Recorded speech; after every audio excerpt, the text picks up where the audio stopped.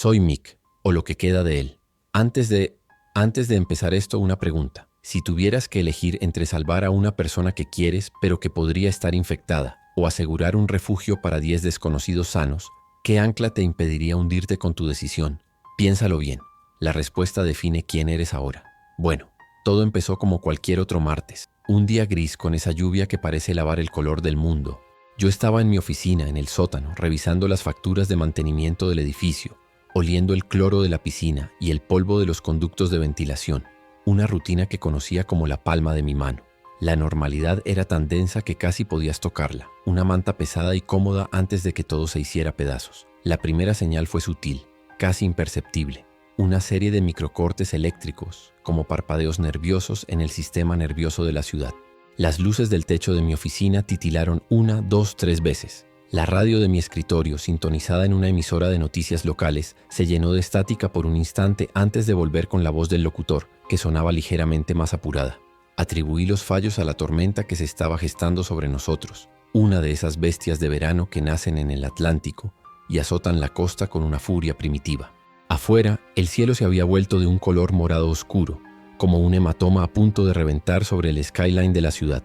No le di mayor importancia, simplemente anoté revisar los reguladores de voltaje más tarde. El segundo indicio fue el sonido, las sirenas. Al principio eran distantes, un lamento solitario que se perdía en el creciente rugido del viento, pero luego se multiplicaron. Se convirtieron en un coro caótico y desesperado que ascendía desde todas las direcciones, superponiéndose unas a otras hasta crear una sinfonía de pánico. Nunca había oído algo así, ni siquiera durante el gran apagón de hace una década. Era un sonido febril, insistente, como si la propia ciudad estuviera gritando de dolor. Me levanté de la silla y me asomé por la pequeña ventana a nivel del suelo que daba a la calle. Solo veía botas y zapatos de gente corriendo, salpicando los charcos que ya se estaban formando sobre el asfalto. Luego los teléfonos empezaron a sonar. No solo el mío, sino el intercomunicador del edificio. Un flujo constante de llamadas de los residentes. ¿Qué pasa con la luz, Mick? ¿Has oído las noticias? ¿Es seguro salir? Intenté mantener la calma, repitiendo el mismo mantra una y otra vez. Es solo la tormenta, por favor, permanezcan en sus apartamentos. Pero en sus voces podía percibir algo más que simple inconveniencia. Había una nota de miedo genuino, un temblor que se contagiaba a través de los cables. Empezaron a circular rumores por los grupos de chat del edificio, disturbios en el centro, ataques extraños, gente comportándose de forma errática y violenta. La desinformación era un virus en sí misma, propagándose más rápido que cualquier cosa que estuviera ocurriendo ahí fuera. Y entonces, la oscuridad total. No fue un apagón gradual, fue un corte súbito y absoluto, como si alguien hubiera apagado el interruptor del mundo. El zumbido de los fluorescentes, el murmullo de los frigoríficos, el ruido blanco de la ciudad, todo desapareció. Solo quedó el aullido del viento y el martilleo de la lluvia contra el edificio. Por un instante un silencio profundo y antinatural lo llenó todo. Fue en ese preciso momento, en esa quietud sepulcral, cuando supe que esto no era una simple tormenta. Mi corazón empezó a latir con fuerza contra mis costillas, un tambor sordo en la negrura. Mis protocolos de emergencia, esos que había diseñado durante años, pasaron de ser un ejercicio teórico a la única cosa que se interponía entre nosotros y el caos. No perdí ni un segundo. Me moví por puro instinto, mis manos encontrando la linterna de emergencia en mi cinturón sin necesidad de ver. El haz de luz cortó la oscuridad del pasillo del sótano, pintando formas extrañas y alargadas en las paredes de hormigón. Cada paso resonaba en el silencio, amplificado, mientras me dirigía a la sala del generador. El aire era pesado y olía a humedad y a ozono. El olor a tormenta. Mi respiración era lo único que escuchaba, ruidosa y controlada. Años de simulacros y preparación mental me habían convertido en una máquina en ese momento. No había espacio para el miedo, solo para la acción, el plan, la secuencia, los pasos a seguir. Esa era mi ancla en un mundo que acababa de soltar amarras. La sala del generador era mi santuario, una bestia de acero y diésel que ocupaba el centro de la habitación. El olor a combustible era fuerte, casi reconfortante en su familiaridad.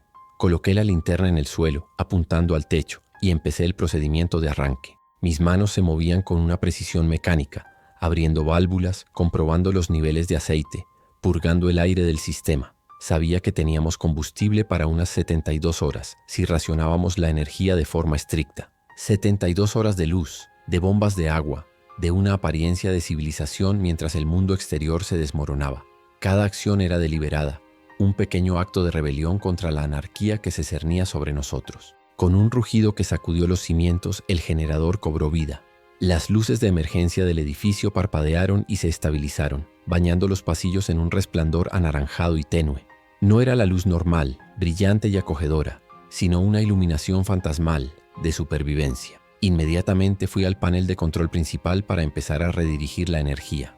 Desconecté los circuitos no esenciales, la piscina, el aire acondicionado central, la mayoría de los ascensores, dejando solo uno operativo para emergencias. La energía se destinaría a las bombas de agua, a los sistemas de seguridad y a una toma de corriente por apartamento. Racionar, controlar, sobrevivir. Esas eran las nuevas reglas. Fue entonces cuando Ramón, el guardia de seguridad del turno de noche, me llamó por el walkie-talkie. Su voz sonaba tensa, quebrada por la estática. «Mick, tienes que ver esto, en el vestíbulo». No me dio más detalles, pero no hizo falta. El tono de su voz era suficiente. Dejé el sótano y subí las escaleras de servicio, el sonido de mis botas metálicas resonando en el hueco de la escalera. A medida que me acercaba al vestíbulo, empecé a oír gritos ahogados y el sonido de algo golpeando el cristal. Un nudo de hielo se formó en mi estómago. La tormenta de fuera era una nana comparada con lo que me esperaba al otro lado de esa puerta. El vestíbulo era una escena sacada de una pesadilla. Un repartidor de comida, un chico joven que conocía de vista, estaba en el suelo. Se retorcía de una forma antinatural, con las articulaciones doblándose en ángulos imposibles. Su piel tenía un tono pálido y ceroso, y sus ojos estaban desorbitados, inyectados en sangre. Rena, una de las residentes, que es enfermera en el hospital del centro, estaba a su lado intentando ayudarle. Creía que estaba sufriendo una especie de ataque epiléptico. El chico llevaba el uniforme empapado y tenía una herida extraña en el antebrazo, una marca de mordedura que parecía humana, pero a la vez salvaje y profunda. El charco de agua de lluvia a su alrededor se estaba tiñendo lentamente de un rosa pálido. Ramón estaba de pie junto al mostrador, con la porra en la mano, pálido como un fantasma. Me miró con los ojos muy abiertos, buscando una respuesta que yo no tenía. «Apareció de la nada, Mick», susurró. Empezó a golpear la puerta como un loco. Decía que le habían atacado. El repartidor dejó de convulsionar de repente. Hubo un momento de calma absoluta, solo rota por el sonido de su respiración agónica y entrecortada. Rena intentó tomarle el pulso, hablándole en voz baja y tranquilizadora. Le decía que la ayuda venía en camino. Una mentira piadosa en medio del fin del mundo. Todos contuvimos la respiración, esperando, rezando para que la crisis hubiera pasado. Pero no pasó. El chico murió. O eso creímos. Su pecho dejó de subir y bajar. Su cuerpo quedó flácido sobre el mármol del suelo. Rena se echó hacia atrás, con una expresión de tristeza y derrota. «Lo hemos perdido», dijo en voz baja. Y en ese instante de silencio, mientras la tormenta rugía fuera y el generador zumbaba en el sótano, sus ojos se abrieron de golpe. Pero ya no eran los ojos de un ser humano. Estaban vacíos, lechosos, desprovistos de cualquier rastro de pensamiento o alma. Eran los ojos de un depredador. Un escalofrío recorrió mi columna vertebral, un terror primario que nunca antes había sentido.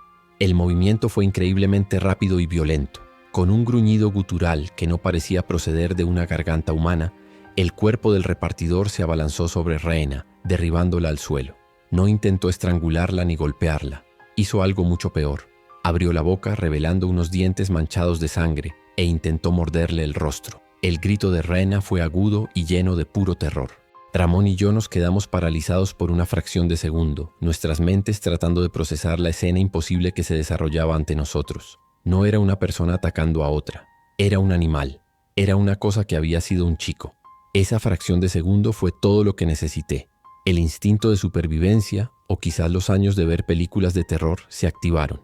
Grité a Ramón que ayudara a Rena mientras yo corría hacia la pared donde estaba el equipo de emergencia contra incendios. Rompí el cristal de la caja con el codo, sin sentir el dolor de los cortes. Mis manos buscaron a tientas el mango frío y pesado del hacha de incendios. El peso del acero en mis manos se sentía real, sólido, un contrapunto a la locura que estaba presenciando. Cada fibra de mi ser gritaba que aquello no era real, pero la sangre en el suelo y los gritos de Rena decían lo contrario. Ramón, a pesar de su miedo, reaccionó. Golpeó a la criatura en la espalda con su porra, pero el golpe no tuvo ningún efecto. La cosa ni siquiera se inmutó. Siguió arañando y mordiendo a Rina, que se defendía desesperadamente, intentando mantener los dientes lejos de su piel. El sonido era espantoso. Gruñidos animales, tela rasgándose y el grito aterrorizado de la enfermera. Levanté el hacha por encima de mi cabeza, el metal brillando bajo la luz anaranjada de emergencia. Mi corazón martilleaba en mis oídos, ahogando todos los demás sonidos. Solo veía el objetivo, la cabeza de esa cosa que había sido un adolescente. El primer golpe fue torpe, lleno de pánico. Le di en el hombro y el hacha se hundió en la carne con un ruido sordo y húmedo. La criatura se giró hacia mí, ignorando a Rina por completo. Su rostro era una máscara de furia sin sentido, con la mandíbula dislocada y la sangre goteando por su barbilla. Se abalanzó sobre mí y yo retrocedí, tropezando con una de las alfombras del vestíbulo. Caí de espaldas, el aire escapando de mis pulmones. La cosa cayó encima de mí, su peso oprimiéndome, su aliento fétido y pútrido golpeando mi cara. Sus dientes chasquearon a centímetros de mi garganta. Luché con todas mis fuerzas, empujando su pecho con una mano mientras sostenía el hacha con la otra. Sus dedos, como garras, se clavaron en mis brazos. No había fuerza humana en su agarre. Era algo mecánico, implacable. Podía sentir el calor de su cuerpo, un calor febril y antinatural. Miré sus ojos vacíos y entendí que no había nadie dentro. No había negociación posible, ni piedad, ni razonamiento. Era un motor de pura violencia. Ramón estaba gritando mi nombre, intentando apartarlo, pero era como tratar de mover una roca.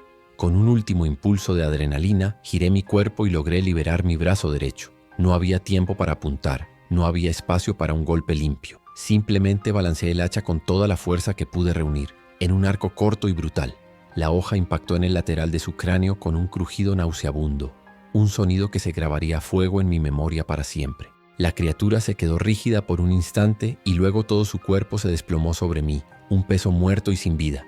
Me quedé allí, debajo de él, jadeando, cubierto de su sangre y de la mía. Me costó varios segundos liberarme de su peso. Empujé el cuerpo a un lado y me puse en pie, temblando de forma incontrolable. El vestíbulo estaba en silencio, a excepción de los sollozos ahogados de Rina y mi propia respiración entrecortada. El cadáver del repartidor yacía en el suelo con la cabeza destrozada. La sangre oscura se mezclaba con el agua de la lluvia, creando un patrón grotesco sobre el elegante mármol blanco. Miré el hacha en mi mano, ahora cubierta de sangre y materia gris.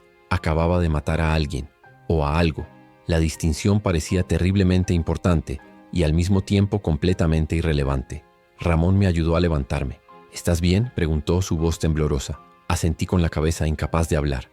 Mis oídos zumbaban. Rena se estaba revisando a sí misma, buscando arañazos o mordeduras. Afortunadamente, su uniforme grueso la había protegido. Estaba conmocionada, pero ilesa. Los tres nos quedamos mirando el cuerpo, la primera víctima real de la nueva realidad. Los rumores de la radio, las sirenas, los gritos en la calle. Todo se había cristalizado en esa monstruosidad en el suelo de nuestro vestíbulo. Ya no era una amenaza lejana. Estaba aquí. Estaba dentro. Mi mente, entrenada para la gestión de crisis, comenzó a funcionar de nuevo, superponiéndose al shock. Ramón, bloquea la entrada principal. Usa la barra de acero.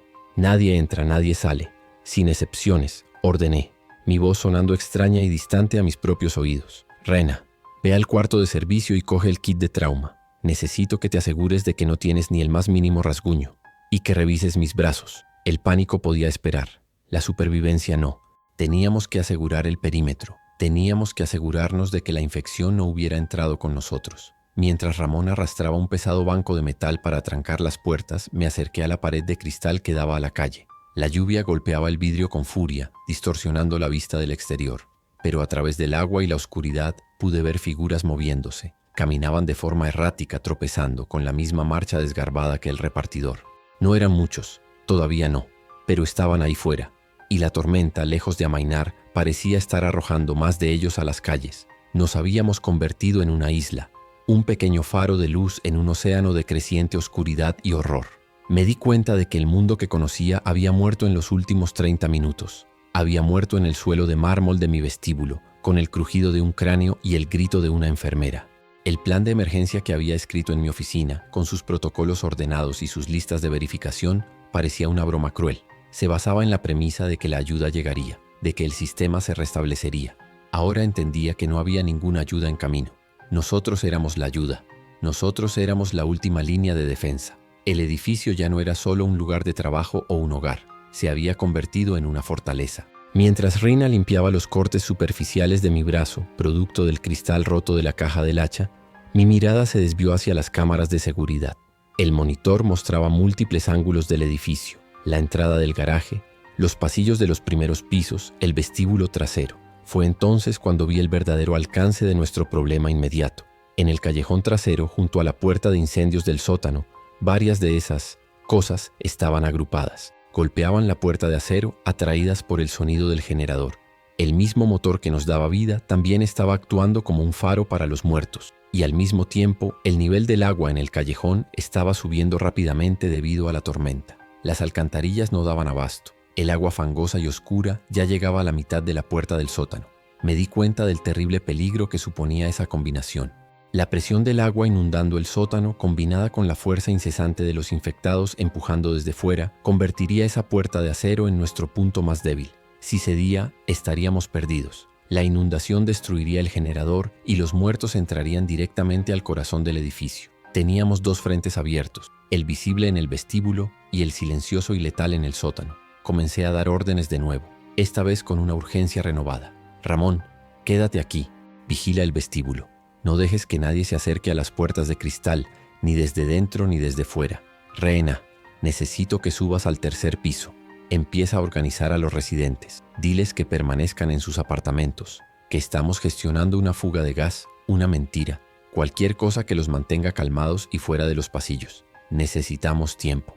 No esperé sus respuestas. Cogí mi linterna y el walkie-talkie y corrí de nuevo hacia las escaleras que llevaban al sótano. El olor a sangre y muerte del vestíbulo fue reemplazado por el olor a humedad y hormigón. El sótano ya estaba empezando a inundarse. Un par de centímetros de agua helada cubrían el suelo, arremolinándose alrededor de mis botas. Podía oír los golpes sordos y rítmicos contra la puerta de incendios del callejón trasero. Pum, pum, pum. Era un sonido constante y metódico, desprovisto de la impaciencia humana. Eran como el agua misma, buscando cualquier grieta, cualquier debilidad para filtrarse y destruir. El agua ya se colaba por debajo de la puerta, creando pequeños riachuelos oscuros que se extendían por el suelo de cemento. La presión debía de ser inmensa. Sabía que no aguantaría mucho tiempo. Busqué frenéticamente en el taller cualquier cosa que pudiera servir para reforzar la puerta. Encontré varias barras de acero largas, de las que se usaban para proyectos de construcción, y un par de gatos hidráulicos de coche que guardaba para reparaciones. No era mucho, pero tendría que bastar. Arrastré el pesado metal a través del agua, mis músculos gritando por el esfuerzo.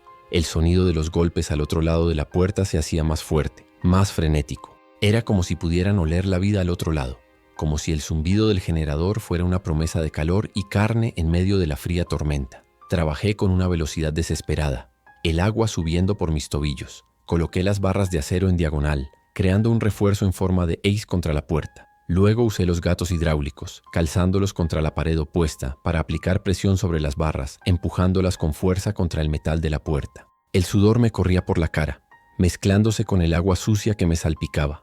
Cada vuelta de la manivela del gato era una pequeña victoria contra la horda invisible. El metal gemía bajo la tensión, pero aguantaba. Estaba comprando tiempo, minutos, quizás horas con acero y sudor.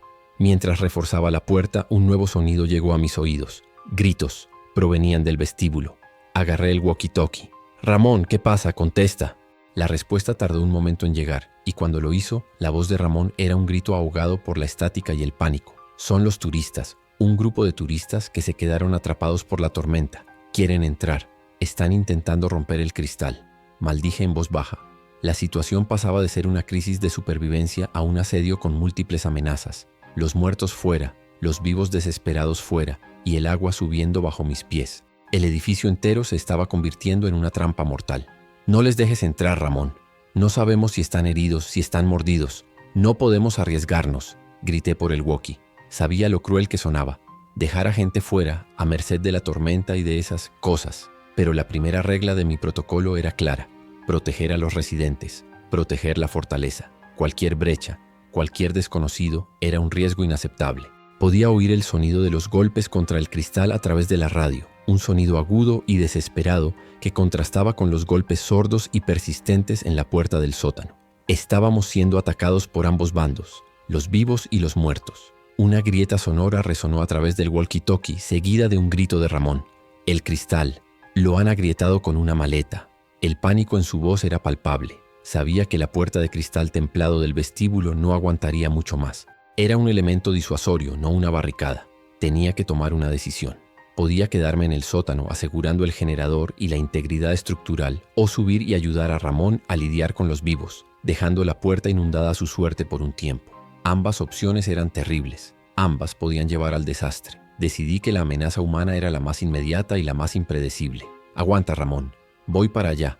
No dispares tu arma a menos que tu vida esté en peligro inminente. El ruido atraerá a más, le indiqué, esperando que mi orden fuera escuchada por encima del caos. Dejé el sótano, el agua ya lamiendo mis rodillas, y subí corriendo las escaleras, 2 escalones a la vez. El hacha de incendios que había dejado apoyada en la pared se sentía ahora como una extensión de mi propio brazo. Pasé de ser un conserje a ser un guardián, un soldado en una guerra que acababa de ser declarada sin mi consentimiento. Al llegar al vestíbulo, la escena era peor de lo que imaginaba. Un grupo de unas 6 personas, claramente turistas por su ropa y sus maletas, golpeaba la puerta principal. Uno de ellos, un hombre corpulento, estaba usando una maleta con ruedas como un ariete contra la gran grieta en forma de telaraña que se había formado en el cristal. Gritaban, suplicaban, sus rostros desfigurados por el miedo y la lluvia que les caía encima. Detrás de ellos, en la penumbra de la calle, vi a 2 de las figuras arrastrándose hacia la luz y el ruido que estaban generando.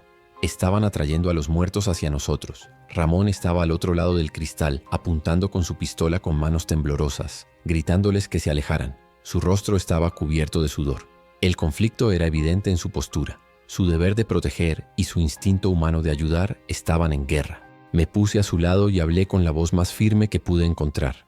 «Apártate de la puerta. Estás atrayendo a esas cosas hacia aquí. No podemos dejaros entrar». Mi voz sonó dura, inhumana, pero era necesario.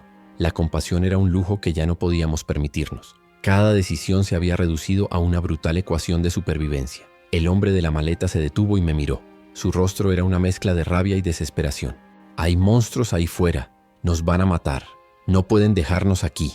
Detrás de él, una de las figuras infectadas se abalanzó sobre una mujer del grupo que se había quedado rezagada. Sus gritos fueron ahogados casi al instante. El horror paralizó a los demás turistas. Vieron con sus propios ojos la amenaza de la que intentaban escapar. El hombre de la maleta soltó el equipaje y simplemente se quedó mirando, su rostro perdiendo todo el color bajo la luz parpadeante de la calle. Ese momento de horror fue nuestra oportunidad. «Ramón, ahora, la barricada», le ordené. Juntos empujamos un pesado sofá de cuero y una mesa de centro de mármol contra la puerta de cristal ya dañada. No detendría a nadie decidido, pero crearía una barrera física y psicológica. Los turistas que quedaban al ver el destino de su compañera se dispersaron, corriendo en la oscuridad en busca de otro refugio. Nos dejaron solos, con el eco de los gritos y la visión de la mujer siendo devorada en la acera. La puerta de cristal, aunque agrietada y frágil, había aguantado, pero la cicatriz en el vidrio era un recordatorio permanente de nuestra primera decisión imposible. Con la amenaza inmediata en el vestíbulo neutralizada, mi atención volvió al sótano. El walkie-talkie había quedado en silencio, pero podía imaginarme la situación. El agua subiendo, la puerta gimiendo bajo la presión. Dejé a Ramón vigilando el vestíbulo, su conmoción evidente en su mirada perdida, y volví a bajar. El agua me llegaba ahora a la cintura. Estaba helada y sucia y me movía con lentitud.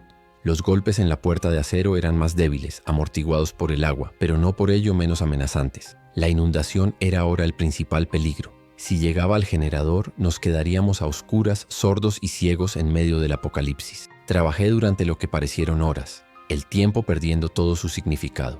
Usé todo lo que encontré: armarios metálicos viejos, estanterías, cualquier cosa pesada que pudiera anclar contra la puerta. El agua fría me estaba entumeciendo, mis músculos empezaban a acalambrarse. Cada movimiento era un esfuerzo monumental.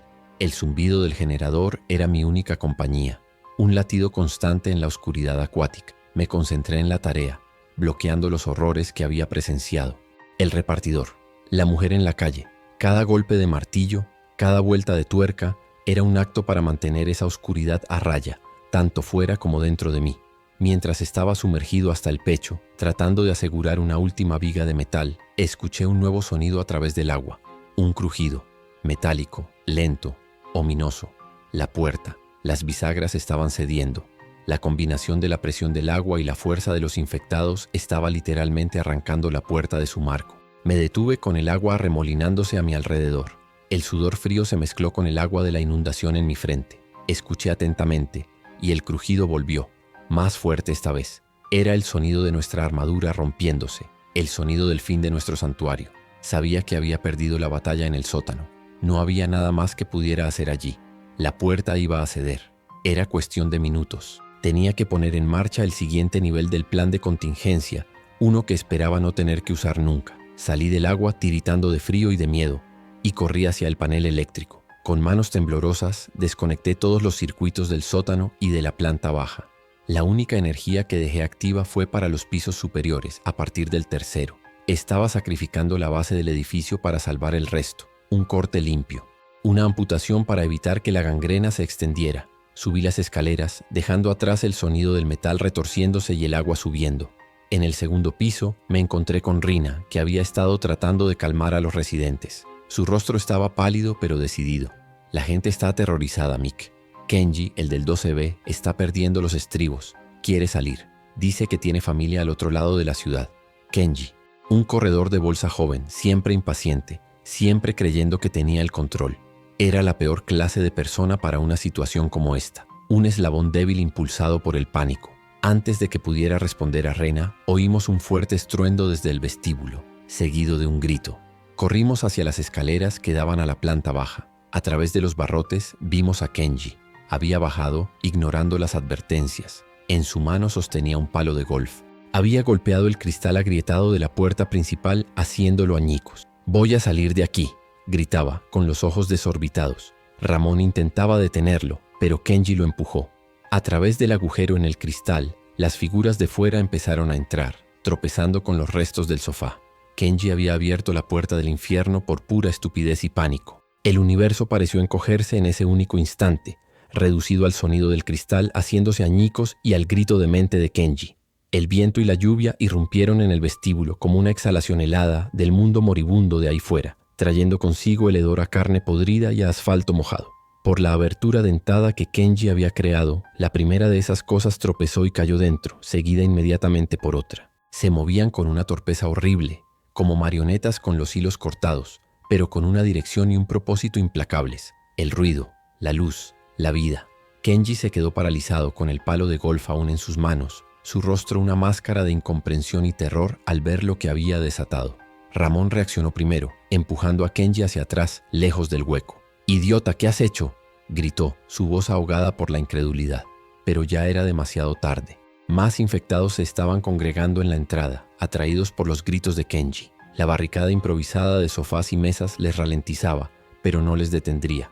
Se arrastraban por encima de los muebles con una persistencia inhumana. Mi mente se aceleró, calculando ángulos, salidas, amenazas. Estábamos en el rellano de la escalera, en una posición elevada, pero el vestíbulo se estaba convirtiendo rápidamente en una trampa mortal. Teníamos que bajar, contenerlos, o la horda subiría directamente hacia nosotros. El primer infectado que se liberó de los muebles se abalanzó sobre Kenji. El corredor de bolsa intentó golpearlo con el palo de golf, pero el golpe fue débil, impreciso, un gesto patético de desafío. La criatura se aferró a él, y ambos cayeron al suelo en un enredo de extremidades. El grito de Kenji fue agudo, un sonido de puro dolor y terror animal que fue cortado abruptamente por un gorgoteo húmedo. No aparté la mirada. Obligué a mis ojos a registrarlo, la sangre brotando de su cuello, los movimientos espasmódicos de su cuerpo, la forma en que esas cosas se apiñaban sobre él, como buitres sobre la carroña. Fue una lección brutal y necesaria para todos los que mirábamos. El pánico mata. Rena, arriba. Vuelve con los demás y prepara el punto de encuentro del tercer piso. Que nadie más baje bajo ninguna circunstancia, le ordené, mi voz sonando como un graznido. Ella asintió con los ojos llenos de lágrimas, pero con una determinación de acero, y desapareció por las escaleras. Ramón, conmigo. Tenemos que crear un cuello de botella en la base de la escalera. No podemos dejar que suban. Bajamos los escalones de 3 en 3. El hacha en mi mano derecha, pesada y terriblemente familiar. El vestíbulo ya estaba infestado. Quizás 10 o 12 de ellos estaban dentro, tropezando, gruñendo, todos centrados en el festín que era el cuerpo de Kenji. En la base de las escaleras, 2 figuras se giraron hacia nosotros, atraídas por nuestro movimiento. Sus rostros estaban descompuestos, sus ropas hechas jirones. Uno de ellos había sido una mujer con un traje de negocios, ahora manchado de sangre y barro. El otro era un hombre joven con una sudadera con capucha. Avanzaron hacia nosotros, con las manos extendidas como garras. Ramón levantó su pistola, pero le puse una mano en el brazo. «No, solo si no hay otra opción. El ruido es un imán». Él asintió tragando saliva y sacó su porra. Nos colocamos hombro con hombro, bloqueando el estrecho acceso a la escalera principal. La lucha por el edificio había comenzado. La mujer del traje llegó primero. Balanceé el hacha en un arco horizontal, apuntando a su cabeza. El impacto fue limpio y la derribó, pero requirió un segundo golpe, uno más vertical y brutal, para que dejara de moverse. El esfuerzo hizo que mis músculos gritaran, un dolor agudo recorriendo mi espalda y mis hombros. Mientras tanto, Ramón se enfrentaba al joven de la sudadera, golpeándolo repetidamente en el cráneo con su porra. El sonido era enfermizo, un crujido sordo que se repetía una y otra vez hasta que la criatura cayó al suelo. Estábamos conteniendo la línea, pero el resto de la horda en el vestíbulo ya se había percatado de su nueva presa. Se giraron y comenzaron a avanzar hacia nosotros. Eran lentos, pero su número era abrumador. Detrás de ellos más seguían entrando por la puerta rota. «Tenemos que bloquear esa entrada», gritó Ramón por encima del estruendo. «No podemos. Tenemos que mantener esta posición», le respondí. Estábamos atrapados en un dilema táctico imposible. Si abandonábamos la escalera para cerrar la puerta, nos rodearían. Si manteníamos la escalera, el flujo de infectados sería interminable hasta que el vestíbulo se llenara por completo y nos arrollaran por pura presión numérica. Solo podíamos resistir y esperar un milagro. Fue entonces cuando aparecieron refuerzos inesperados. El señor Tanaka, un jubilado del piso 15 que había sido carpintero, y dos hermanos jóvenes del séptimo piso, armados con pesadas llaves de tubo que debían de haber sacado de la caja de herramientas de su padre. Debieron de haber bajado al oír la conmoción, ignorando las órdenes de Rina. Su llegada fue una mezcla de bendición y maldición. Éramos más para luchar, pero también más vidas en riesgo. «A nuestro lado, no dejéis que os agarren, apuntad a la cabeza», les grité, asumiendo un liderazgo que nunca pedí ni quise. La batalla se convirtió en un caos brutal y sangriento. El señor Tanaka, con una fuerza sorprendente para su edad, usaba un martillo de carpintero con una eficacia letal, golpeando cráneos con la precisión de quien ha pasado toda una vida clavando clavos. Los hermanos luchaban espalda con espalda, sus llaves de tubo silbando en el aire y aplastando huesos. Yo seguía con mi hacha, cada golpe una explosión de esfuerzo y adrenalina. El suelo de mármol se volvió resbaladizo por la sangre y el agua, y el aire se llenó del olor metálico de la matanza y el hedor apodrido de nuestros atacantes. Perdimos a uno de los hermanos. Se resbaló en un charco de sangre y cayó. Antes de que pudiéramos ayudarlo, dos infectados cayeron sobre él. Su hermano gritó su nombre, un sonido de pura angustia, e intentó abrirse paso para salvarle, pero el señor Tanaka lo agarró y lo arrastró hacia atrás. «Se ha acabado para él, chico. Sálvate tú», le gritó el anciano con el rostro contraído por el dolor de la verdad. Vimos, impotentes, cómo el joven era devorado. Otro sacrificio en el altar de nuestra supervivencia. La moral se estaba desmoronando tan rápido como nuestras defensas. La presión era insoportable. Por cada uno que derribábamos, otro ocupaba su lugar. Mis brazos ardían, mi respiración era un jadeo doloroso. Ramón había gastado la mitad de su cargador, los disparos resonando como truenos en el espacio cerrado, cada uno un faro que sin duda estaba trayendo a más infectados de la calle. Estábamos perdiendo terreno, retrocediendo lentamente por los primeros escalones de la gran escalera. El vestíbulo ya no era un espacio defendible, era una tumba abierta que se estaba llenando de monstruos. Sabía que solo teníamos una opción. Fue entonces cuando lo oí, un estruendo metálico, profundo y resonante que pareció subir por la estructura del edificio. Venía del sótano, un sonido de metal rindiéndose, seguido por el rugido de agua entrando a raudales. La puerta de incendios había cedido. El corazón me dio un vuelco. Ahora no solo teníamos a los infectados entrando por el vestíbulo, sino que una segunda horda, la que estaba en el callejón, estaría subiendo por las escaleras de servicio desde el sótano inundado. Estábamos a punto de ser flanqueados. Nos quedábamos sin tiempo. «¡Retirada!», grité con toda la fuerza de mis pulmones. «Al tercer piso, el plan de contingencia, ahora». El hermano superviviente y el señor Tanaka me miraron, con los rostros manchados de sangre y confusión. Ramón fue el primero en entenderlo. «Hacedle caso, moveos». Empezó a disparar a las piernas de los infectados más cercanos, no para matarlos, sino para ralentizarlos, para darnos unos segundos preciosos. Esos segundos eran la diferencia entre la vida y la muerte. Comenzamos a retroceder escaleras arriba, en una retirada caótica. Yo me quedé el último, junto con Ramón, cubriendo la retirada de los otros dos. Balanceaba el hacha para mantener a raya a los primeros que empezaban a subir los escalones, sus dedos huesudos arañando el aire. El hermano superviviente estaba en estado de shock, siendo prácticamente arrastrado por el señor Tanaka. Habíamos salvado a dos, pero habíamos perdido a dos, incluido Kenji. Un 50% de bajas, unas estadísticas terribles para la primera escaramuza. Al llegar al segundo piso no nos detuvimos. Corrimos por el pasillo hacia el siguiente tramo de escaleras. Podía oír los gruñidos y los pasos arrastrados justo detrás de nosotros. Y lo que era peor, podía oír nuevos gruñidos que venían de la escalera de servicio al final del pasillo. La horda del sótano ya estaba subiendo. Se iban a encontrar en el segundo piso y a subir juntos, como una ola imparable de muerte. Nuestra ventana de oportunidad se estaba cerrando a cada segundo que pasaba. Finalmente llegamos al rellano del tercer piso. Rehena estaba allí, con un pequeño grupo de residentes aterrorizados. Había hecho lo que le pedí.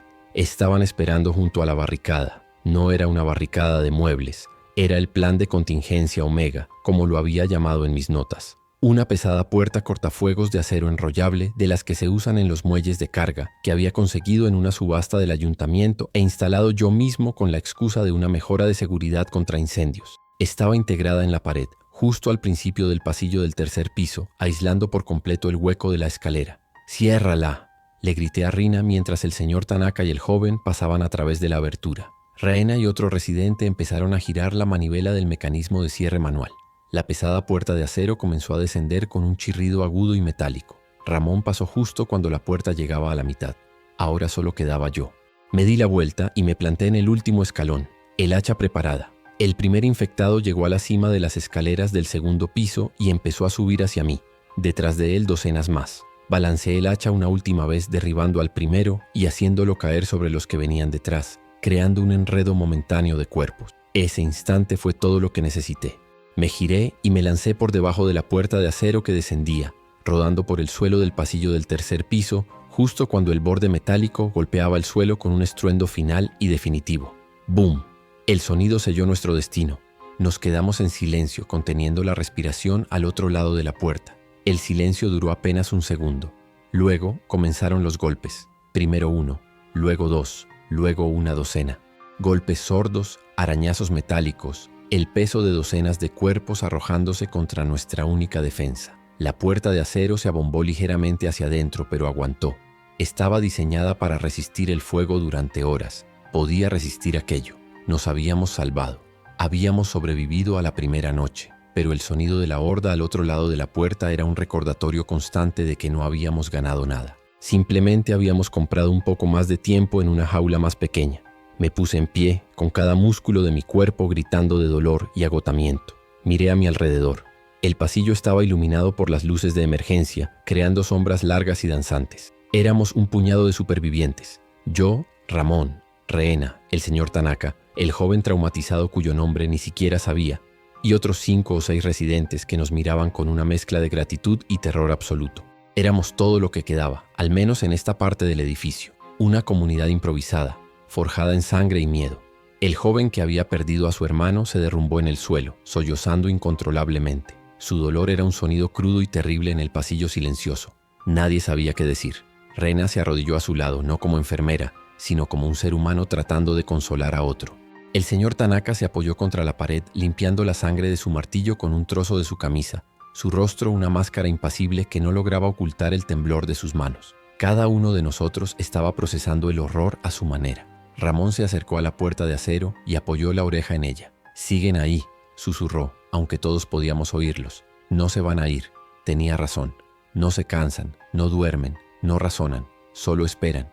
Y nosotros estábamos atrapados. Los pisos inferiores estaban completamente invadidos. Las escaleras de incendios exteriores eran una trampa mortal en medio de la tormenta y con la ciudad infestada. Los ascensores estaban desactivados. Estábamos aislados en los pisos superiores, desde el tercero hasta el ático. Nuestro santuario se había convertido en una prisión vertical. Miré por la ventana al final del pasillo. La tormenta empezaba a amainar. Las primeras luces grises del amanecer se filtraban a través de las nubes, revelando un paisaje urbano devastado. Se veían incendios en la distancia, columnas de humo negro que ascendían hacia el cielo pálido. Las calles estaban llenas de figuras que se movían lentamente como un río de podredumbre. El sonido de las sirenas había cesado. Había sido reemplazado por un silencio antinatural, roto solo por los gemidos distantes de los muertos y los golpes incesantes en nuestra puerta. El mundo no había sobrevivido a la noche. Me di cuenta del coste terrible de nuestra supervivencia. El edificio, mi edificio, el lugar que había cuidado y protegido durante 15 años estaba comprometido. El vestíbulo, la piscina, el gimnasio, mi propia oficina en el sótano. Todo estaba perdido. Se lo habíamos cedido a los muertos. Habíamos trazado una línea en el tercer piso, pero ¿cuánto tiempo aguantaría esa línea? ¿Cuánta comida teníamos? ¿Cuánta agua? El generador seguía funcionando, pero ¿por cuánto tiempo? Las preguntas se agolpaban en mi mente, cada una más pesada que la anterior. El olor. Empecé a notarlo entonces. No solo el olor a sudor y a miedo en el pasillo, sino un olor que se filtraba por debajo de la puerta de acero. El olor a sangre estancada y a muerte. El olor de los pisos inferiores. Era un recordatorio constante de lo que había debajo de nuestros pies. Un recordatorio de que vivíamos en el tejado del infierno. El edificio ya no era un refugio, era una lápida, y nosotros estábamos atrapados en su interior, esperando a que la inscripción se completara con nuestros propios nombres. Me acerqué a la puerta y puse mi mano sobre el frío acero. Podía sentir las vibraciones de los golpes al otro lado. No eran furiosos ni frenéticos, eran persistentes, metódicos. Era el sonido de la erosión, el sonido de una marea que nunca retrocede. Sabía que cada segundo que pasaba nuestra pequeña isla de seguridad se hacía más pequeña, más frágil. La batalla por el vestíbulo había terminado, pero la guerra por la supervivencia no había hecho más que empezar, y el amanecer no traía ninguna esperanza, solo una luz más clara para ver la verdadera escala de nuestra desesperada situación. Descansen, dije, mi voz ronca por el agotamiento y los gritos, por turnos. 2 de guardia en la puerta en todo momento. Racionen la comida que tengan. Rehena, organiza un inventario de suministros médicos. Señor Tanaka, necesito que revise todas las puertas de los apartamentos de este piso, que las refuerce si es posible. Empecé a dar órdenes de nuevo, porque era lo único que sabía hacer.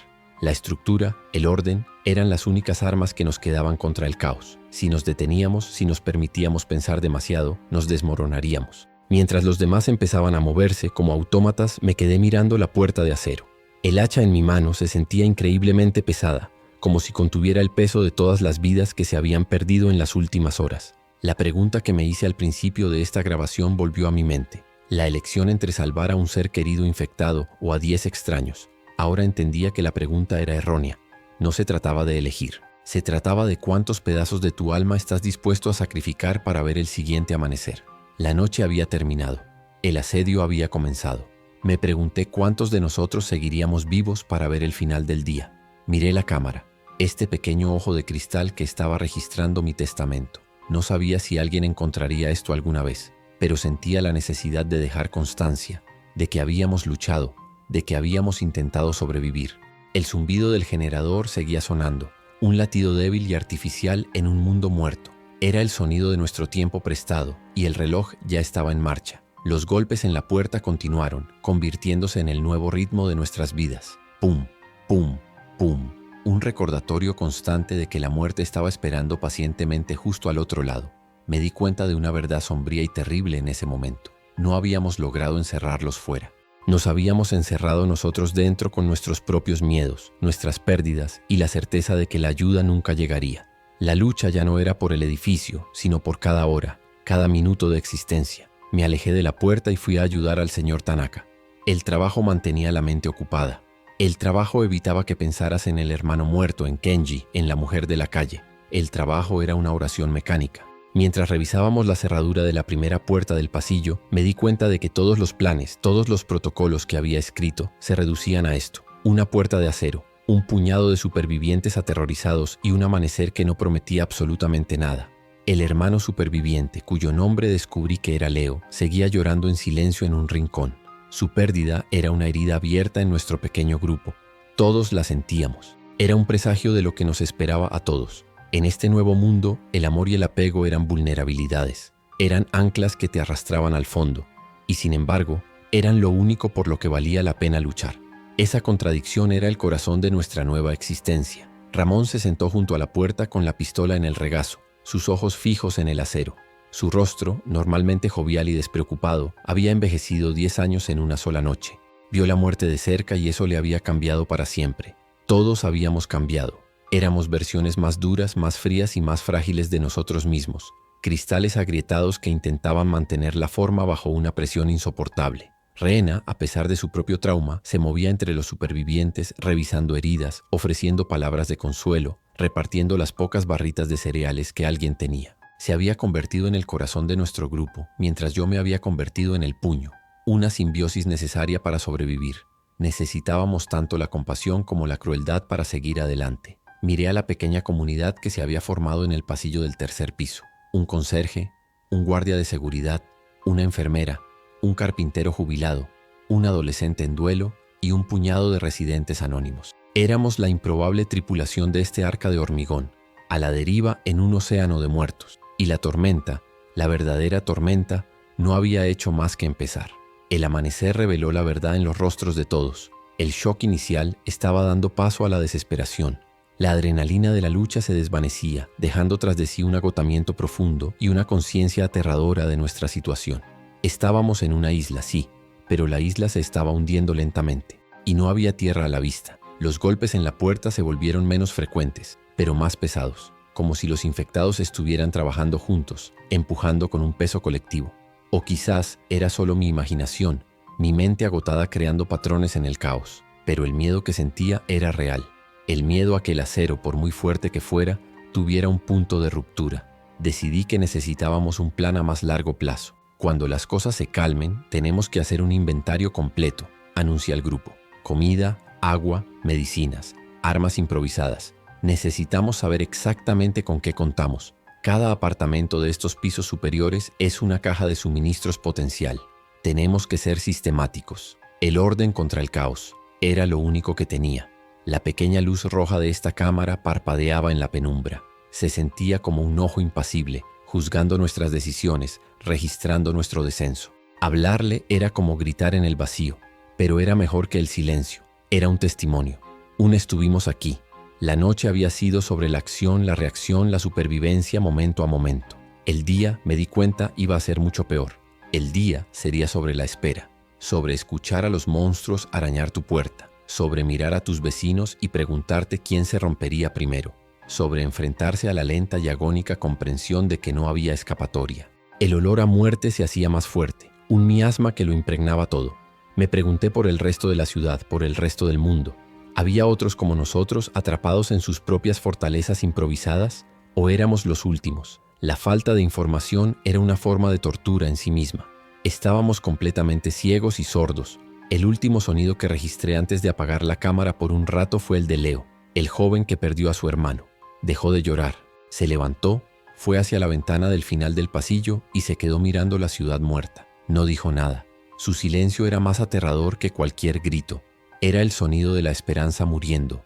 Y ese, me temo, es un sonido mucho más definitivo que el de una puerta de acero cerrándose. Las primeras horas de nuestro encierro transcurrieron en una neblina de agotamiento y shock. El pasillo del tercer piso se convirtió en una especie de purgatorio, un limbo iluminado por luces de emergencia. Nadie hablaba mucho. El único sonido constante eran los golpes amortiguados en la puerta de acero, un pulso rítmico que marcaba el tiempo en nuestro nuevo y diminuto mundo.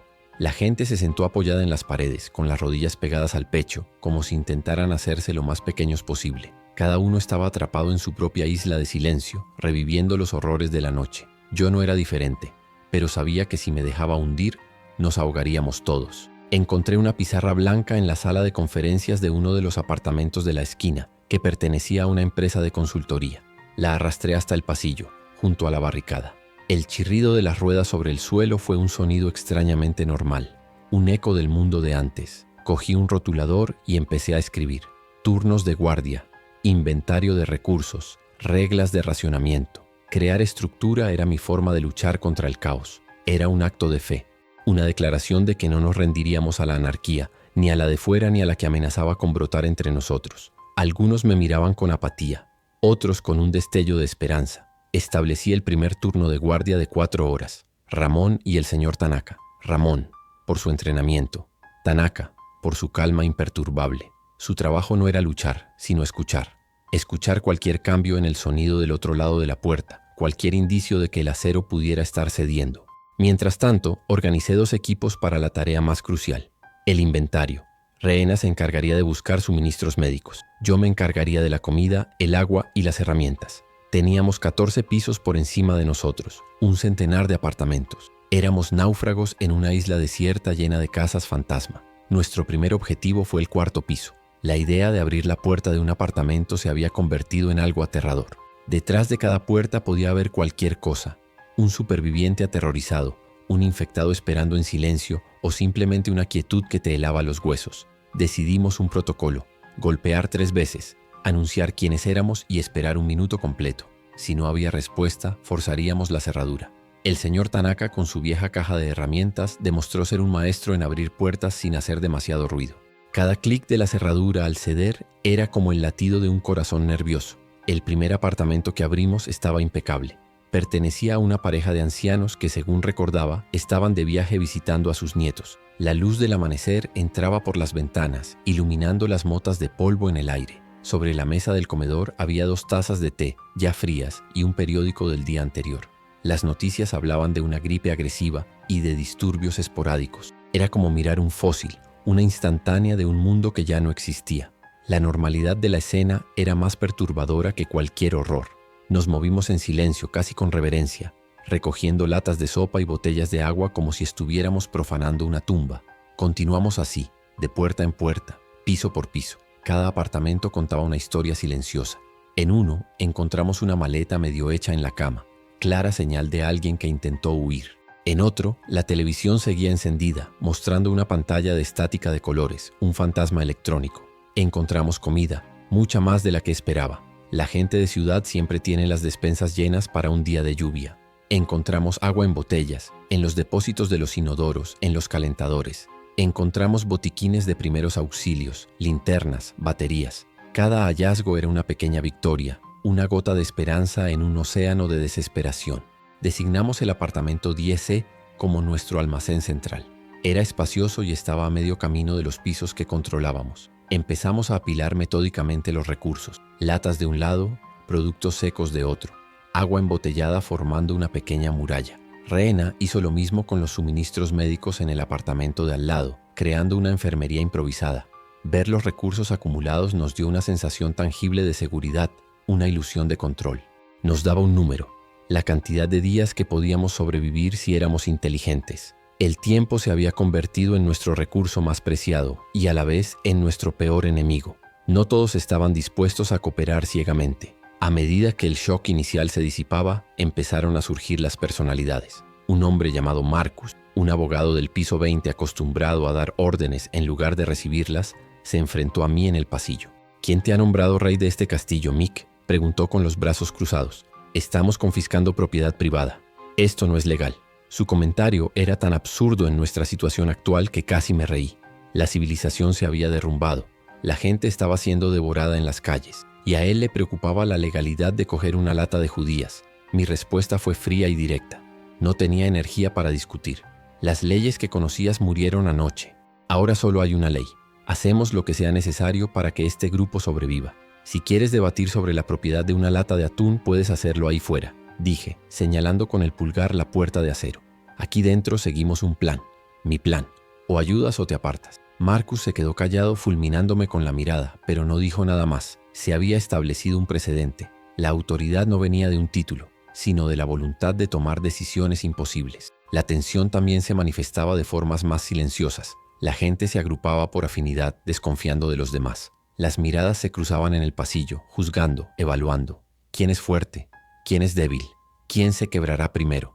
El miedo era un veneno que corroía la confianza. Vi a una mujer escondiendo un par de chocolatinas en su bolsillo mientras ayudaba en el almacén. No la delaté. Una pequeña traición como esa era comprensible. Pero sabía que era el primer síntoma de una enfermedad que podía destruirnos desde dentro con más eficacia que los monstruos de fuera. Leo, el joven que había perdido a su hermano, seguía siendo un problema. Se negaba a comer, a hablar. Simplemente se sentaba en el suelo, abrazando sus rodillas, mirando un punto vacío en la pared. Su dolor era un agujero negro que absorbía la poca moral que nos quedaba. Rena intentó hablar con él varias veces, pero fue inútil. Era un recordatorio andante de lo que habíamos perdido y de lo frágil que era la vida. Algunos residentes empezaron a quejarse en susurros, diciendo que era una carga, que su desesperación era contagiosa.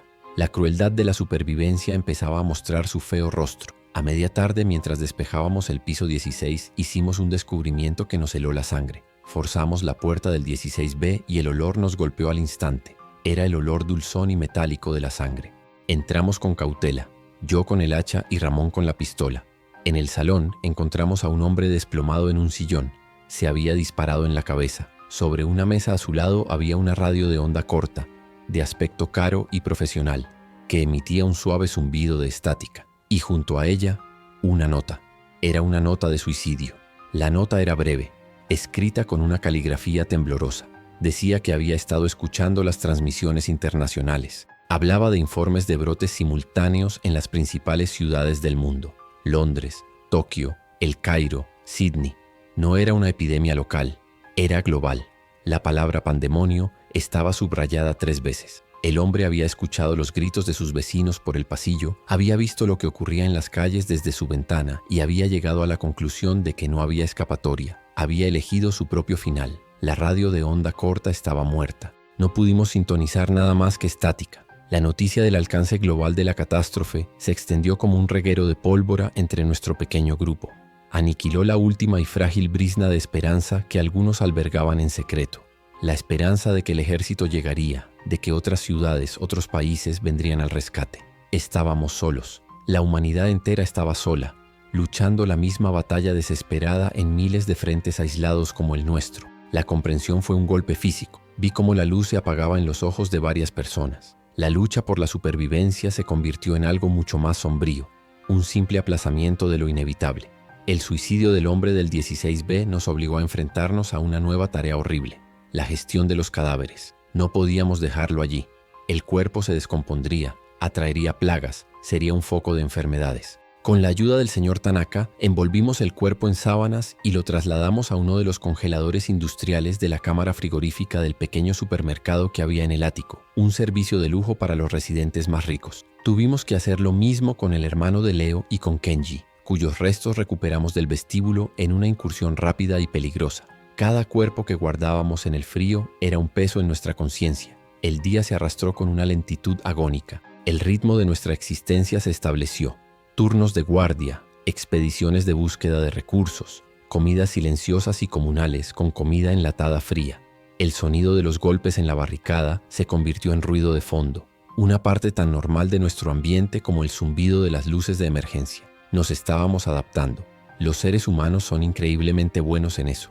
Nos adaptamos al horror, a la pérdida, a la desesperanza. Normalizamos lo impensable para poder seguir levantándonos por la mañana. O en nuestro caso, para poder seguir vigilando una puerta de acero.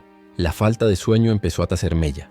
Las caras de la gente se volvieron demacradas, con ojeras oscuras que parecían hematomas. Las conversaciones eran cortas, funcionales. El agotamiento mental era casi peor que el físico. La tensión constante de escuchar, de vigilar, de estar preparado para lo peor en cualquier momento, era como un peso que te aplastaba el cerebro. Empecé a ver cosas por el rabillo del ojo, sombras que se movían en los pasillos vacíos, rostros en los patrones de las alfombras. Mi mente estaba empezando a jugarme malas pasadas. Por la tarde decidimos explorar el ático. Era el punto más alto del edificio, nuestro puesto de vigilancia definitivo. El ático no solo albergaba el supermercado de lujo, sino también la piscina de la azotea y el apartamento del propietario del edificio, un multimillonario solitario y excéntrico. La puerta del ático estaba cerrada con una cerradura electrónica, pero el señor Tanaka, con paciencia y habilidad, logró puentearla. El aire que nos recibió era fresco, un alivio del ambiente viciado de los pasillos. La piscina estaba quieta, su superficie reflejando el cielo gris como un ojo de cristal. El apartamento del propietario era un palacio de cristal y acero, minimalista, impersonal, frío. Pero tenía una cosa que nos interesaba más que todo el lujo: un telescopio astronómico de alta potencia montado sobre un trípode frente a los ventanales que ofrecían una vista panorámica de la ciudad. Estaba cubierto por una lona. Con un sentimiento casi ceremonial, la retiramos. El telescopio era una obra de ingeniería, una pieza de tecnología de un mundo que valoraba mirar a las estrellas. Nosotros íbamos a usarlo para mirar al infierno. Me incliné y ajusté el ocular, enfocando primero en el centro de la ciudad. Lo que vi me quitó el aliento. Las calles no estaban simplemente salpicadas de infectados, estaban llenas. Eran ríos, mareas de cuerpos que se movían en una misma dirección, atraídos por algo que no podía ver. No se movían al azar, parecían tener un propósito colectivo, como hormigas siguiendo un rastro de feromonas. Era un organismo, una única entidad compuesta por millones de cuerpos muertos. La escala era inimaginable. Apunté el telescopio hacia el puente principal que salía de la ciudad. Estaba colapsado, coches calcinados, barricadas militares destrozadas y enjambres de esas cosas moviéndose entre los escombros. Busqué desesperadamente alguna señal de vida, alguna señal de resistencia. No encontré ninguna, solo vi muerte y movimiento. El ejército no había contenido el brote. El brote había devorado al ejército. La ciudad no estaba en cuarentena. La ciudad se había convertido en una colmena. Ramón miró por el telescopio después de mí. Su reacción fue un jadeo ahogado, seguido de una sarta de maldiciones en voz baja. Luego miró Rina y vi cómo sus hombros se hundían como si un peso invisible la aplastara. Uno por uno, los pocos que habíamos subido al ático miramos a través de esa lente, y cada uno salió de ella con la misma expresión de absoluta y total desesperanza. La verdad, vista con tanto detalle, era un veneno para el alma. Ya no luchábamos por ser rescatados, luchábamos por respirar unos minutos más antes de que el océano nos tragara. La pequeña y sombría realización se asentó en nosotros. No éramos supervivientes esperando el final de una crisis. Éramos los últimos vestigios de una especie extinta, viviendo en una ruina, observando el ascenso de nuestros sucesores. La pregunta ya no era si moriríamos, sino cómo y cuándo. Esta revelación cambió algo fundamental en el grupo. El miedo agudo y punzante fue reemplazado por una especie de resignación sombría, una calma aterradora. El pánico había desaparecido, pero la esperanza también. Nos quedamos en la azotea hasta que el sol empezó a ponerse, pintando el cielo de tonos anaranjados y púrpuras. La puesta de sol era hermosa, una cruel obra de arte sobre un lienzo de devastación. La belleza del mundo natural continuaba, indiferente a la tragedia de la humanidad. El contraste era doloroso. Abajo, los ríos de muertos seguían fluyendo en la creciente oscuridad, sus gemidos subiendo hasta nosotros como un susurro colectivo, la nueva canción de cuna de la tierra. Decidí que el ático sería nuestro nuevo centro de mando. Tenía la mejor visión, era el más defendible y tenía acceso al agua de la piscina, que podíamos purificar. También era una forma de poner distancia física con el sonido constante de los golpes en la barricada del tercer piso. Necesitábamos un respiro, por pequeño que fuera, de ese recordatorio incesante de nuestra precariedad. Empezamos a subir los suministros más esenciales, preparándonos para establecernos en la cima de nuestra torre de marfil. Mientras organizábamos el traslado, noté algo en la expresión de Leo. Por primera vez en todo el día, había algo más que vacío en sus ojos. Había una especie de determinación fría. Se acercó al borde de la azotea y miró hacia abajo, a los 30 pisos de caída libre. Mi corazón se detuvo. Corrí hacia él, pero el señor Tanaka me detuvo, poniendo una mano en mi pecho y negando con la cabeza. «Déjale», susurró. «Es su decisión». Leo no saltó. Se quedó allí, en el borde, durante mucho tiempo. El viento agitaba su pelo. Luego se dio la vuelta y nos miró. «Mi hermano odiaría haberme rendido», dijo, su voz ronca por el desuso. Fue lo primero que dijo en casi 24 horas. Y en ese momento, en medio de la revelación de que el mundo estaba perdido, un solo individuo decidió seguir luchando. Fue la paradoja más extraña y hermosa que había presenciado. Encontramos un atisbo de esperanza no en el mundo exterior, sino en la resistencia del espíritu humano frente a la aniquilación total. Esa noche el ambiente era diferente. La resignación seguía ahí, pero estaba teñida de un nuevo tipo de desafío. Ya no esperábamos ser salvados. Sabíamos que éramos los únicos salvadores que tendríamos. Nuestro objetivo se había reducido y a la vez se había vuelto más puro: sobrevivir. No por un futuro que no existía, sino por el presente, por el derecho a ver otra puesta de sol, por honrar a los que habíamos perdido, por desafiar al vacío un día más. Mientras tomaba mi turno de guardia en la azotea, mirando la ciudad muerta a través del telescopio, me di cuenta de que mi papel también había cambiado. Ya no era solo el conserje, el gestor de crisis. Me había convertido sin quererlo en el guardián de un faro en una costa donde ya no quedaban barcos. Pero mientras la luz siguiera encendida, significaba que algo seguía vivo, algo seguía resistiendo. Y por ahora, eso tenía que ser suficiente. Los sonidos de la ciudad habían cambiado. Ya no había sirenas, ni alarmas, ni gritos humanos. Solo el murmullo colectivo de los muertos, un zumbido constante y bajo, como el de una colmena de insectos gigantes. Era el nuevo sonido del mundo, la banda sonora del apocalipsis. Y nosotros, desde nuestra atalaya, éramos los únicos espectadores. Revisé nuestras provisiones. Con un racionamiento estricto, teníamos comida para unos 3 meses. Agua, gracias a la piscina y a los sistemas de recolección de lluvia, para mucho más. Nuestro problema no sería el hambre o la sed a corto plazo. Sería la cordura. Sería la convivencia forzada en una jaula de lujo. Sería el desgaste lento y constante de la esperanza bajo los golpes incesantes en la puerta. El abogado, Marcus, seguía siendo un problema. Argumentaba que debíamos intentar establecer contacto por radio, buscar otros supervivientes. Su necesidad de volver a un sistema, a una jerarquía reconocible, era palpable. No podía aceptar que todo eso se había acabado. Su negación era peligrosa. Podía llevar a tomar riesgos innecesarios. Tendría que vigilarlo de cerca. Esa noche, antes de intentar dormir unas horas, volví a la barricada del tercer piso. Apoyé la frente en el frío acero. Los golpes seguían allí, constantes, persistentes. Ya no me asustaban, se habían convertido en algo familiar. Eran la prueba de que seguíamos vivos. porque solo los vivos pueden tener algo que los muertos quieren arrebatarles. Miré a mi pequeño grupo de supervivientes dormitando en el pasillo. Un mosaico de vidas rotas, unidas por la catástrofe. Éramos todo lo que quedaba de la humanidad, al menos para nosotros. Una familia improvisada y disfuncional en el fin del mundo. Y yo, de alguna manera, me había convertido en el padre reacio de todos ellos. Una responsabilidad que pesaba más que cualquier hacha. La noche se cernió sobre nosotros, pero por primera vez no se sentía como un final. Se sentía como un nuevo comienzo. Un comienzo terrible, brutal y sin esperanzas. Pero un comienzo al fin y al cabo.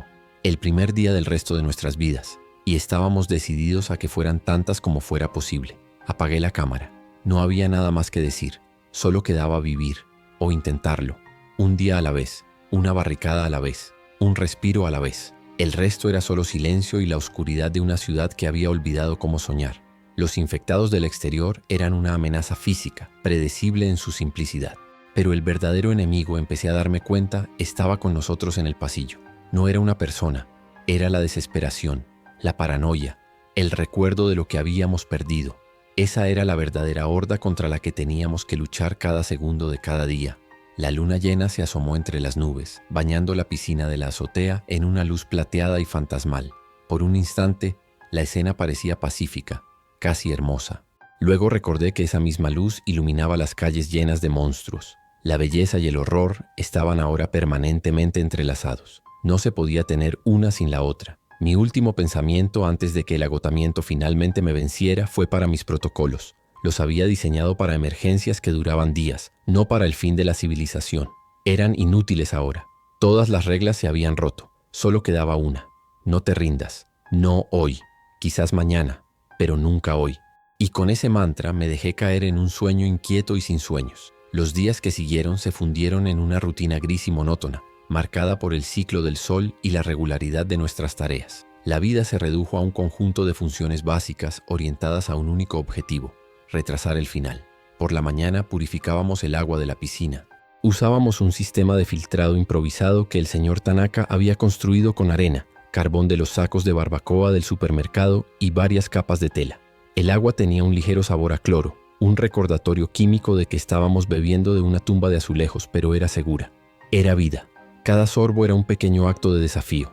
Las comidas eran asuntos silenciosos y tensos. Dividíamos las raciones con una precisión matemática. Media lata de verduras, 100 gramos de arroz, una galleta salada. La comida se convirtió en combustible, despojada de todo placer.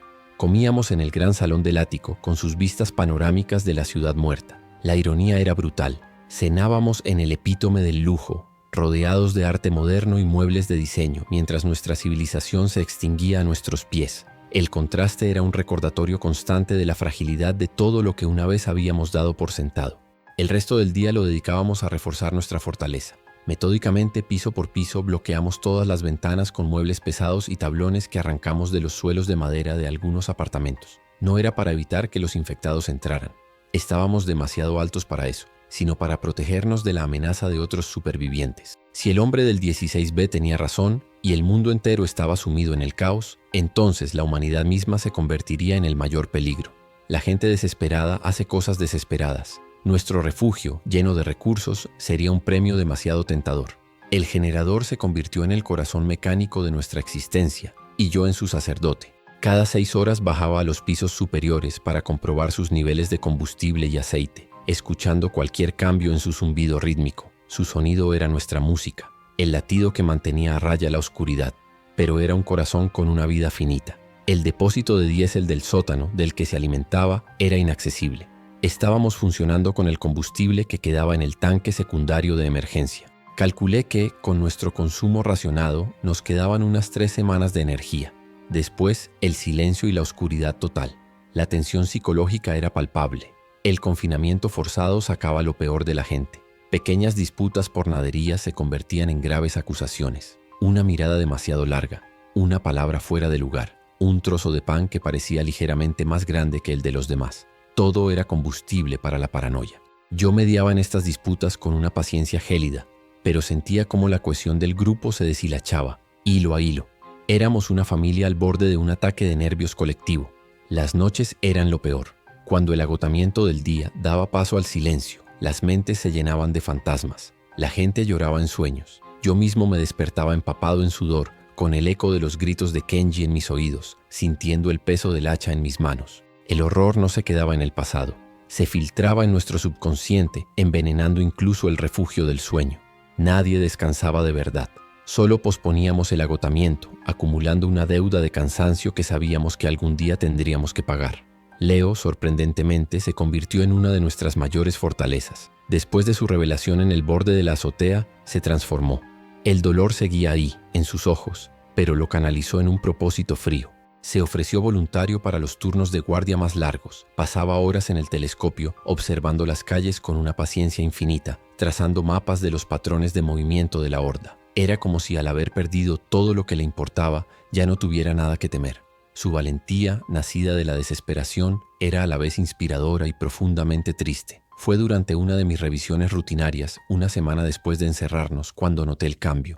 No fue en el generador, sino en la barricada. Bajé al tercer piso para una inspección visual de la puerta de acero. El pasillo estaba oscuro y silencioso, abandonado, pero el sonido que venía del otro lado era diferente. Los golpes ya no eran aleatorios, distribuidos por toda la superficie. Estaban concentrados, un golpeteo rítmico y persistente en un solo punto cerca de la base, junto a las bisagras. Me arrodillé y pegué la oreja al frío metal. El sonido era claro, pum pum pum. No era el trabajo de una sola criatura, eran varias, golpeando en el mismo lugar, una y otra vez. No era un acto de inteligencia, era la consecuencia inevitable del caos. Millones de movimientos aleatorios y por pura probabilidad, algunos se concentraban en un punto débil. La horda estaba erosionando nuestra defensa, como el agua desgasta la piedra, no por diseño, sino por una persistencia ciega e incesante. La puerta, que nos parecía invulnerable, tenía una fecha de caducidad. Regresé al ático con una nueva urgencia. La barricada no durará para siempre, anuncié al grupo. Están concentrando los golpes en las bisagras inferiores. Es cuestión de tiempo antes de que cedan. La noticia cayó como una piedra en un estanque de aguas tranquilas. El pánico, que había sido sustituido por la resignación, volvió a aparecer. Las miradas se volvieron frenéticas. Nuestro refugio, nuestra jaula de acero, de repente parecía mucho más frágil. Habíamos pasado de estar en una fortaleza a estar en un barco que se hundía lentamente. Marcus, el abogado, vio su oportunidad. «Te lo dije», exclamó, su voz resonando en el silencioso salón.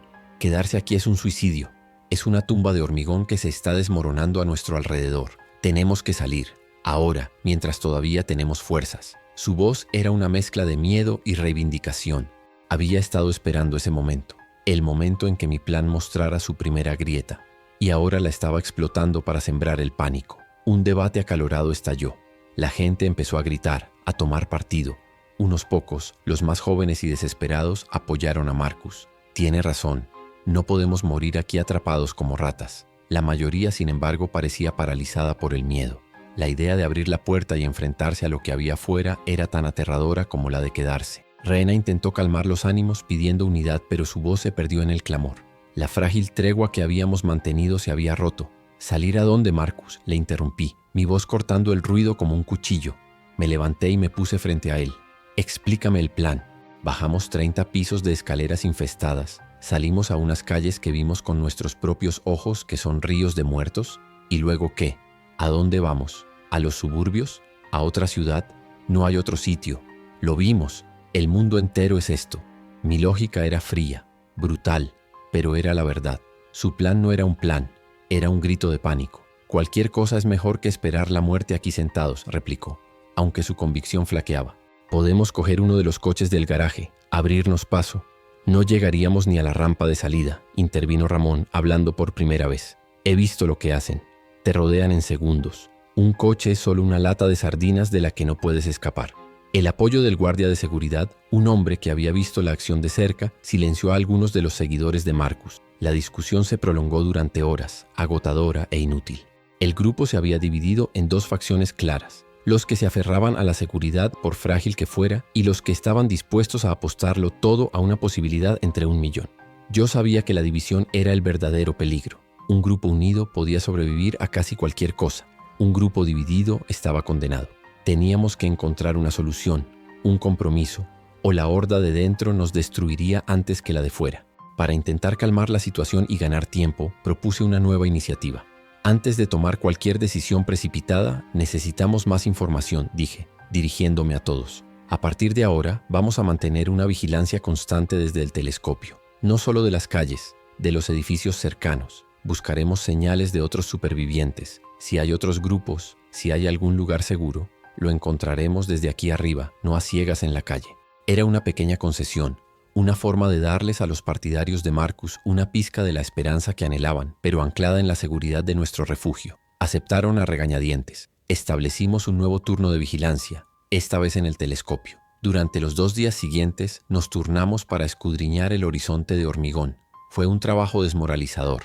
Mirar la ciudad muerta durante horas era como mirar al abismo. No vimos nada. Ni una luz, ni un movimiento, ni una señal de humo que no proviniera de un incendio abandonado. La sensación de soledad absoluta era aplastante. El argumento de Marcus, a pesar de su falta de lógica, empezó a ganar terreno de nuevo. La gente prefería el riesgo de una muerte rápida a la certeza de un lento declive en solitario. Yo mismo pasaba horas en el ocular, barriendo metódicamente los tejados y las ventanas de los rascacielos vecinos. Buscaba anomalías, cualquier cosa que rompiera el patrón de abandono y decadencia. Mis ojos me dolían por el esfuerzo. Empezaba a creer que Marcus tenía razón en una cosa. Estábamos solos, y la puerta de abajo seguía recibiendo golpes, cada vez más rítmicos, cada vez más ominosos. El tiempo se nos estaba acabando, tanto literal como figuradamente. Y entonces, al tercer día de vigilancia lo vi. Era media tarde, el sol empezaba a bajar, creando largas sombras entre los edificios. Estaba barriendo una zona a unas 10 manzanas al este, un distrito de almacenes y fábricas antiguas. Mis ojos estaban a punto de rendirse, viendo solo ladrillo y cristal roto. Pero entonces un destello. Fue increíblemente breve, apenas un parpadeo. Podría haber sido cualquier cosa. El sol reflejándose en un trozo de metal, un pájaro, mi propia imaginación agotada. Pero me quedé fijo en ese punto, sin mover el telescopio, con el corazón latiendo con fuerza. Esperé. Los segundos se convirtieron en minutos. Empecé a pensar que lo había imaginado. Me sentí estúpido. Estaba a punto de apartarme cuando volvió a ocurrir. En el tejado de un almacén de ladrillos rojos, el mismo destello. Esta vez fue más claro. No era aleatorio, era deliberado. 3 destellos rápidos, una pausa, 3 destellos más. Era un código, era una señal. No estaba solo. Había alguien más ahí fuera, alguien con vida, alguien con la suficiente inteligencia para intentar comunicarse. La adrenalina me recorrió el cuerpo, barriendo el cansancio y la desesperación. No grité, no llamé a nadie. Me quedé allí, paralizado, con el ojo pegado al ocular. Tenía que estar seguro. La señal se repitió una vez más. 3 destellos, una pausa, 3 destellos. SOS, el código de socorro más antiguo y universal. Alguien estaba pidiendo ayuda. O quizás solo estaban diciendo estamos aquí. Sentí una oleada de emociones contradictorias. Euforia, por la confirmación de que no éramos los últimos seres humanos de la ciudad. Miedo por lo que esa señal podría significar. ¿Eran amigos o enemigos? ¿Necesitaban ayuda o eran un señuelo para una trampa?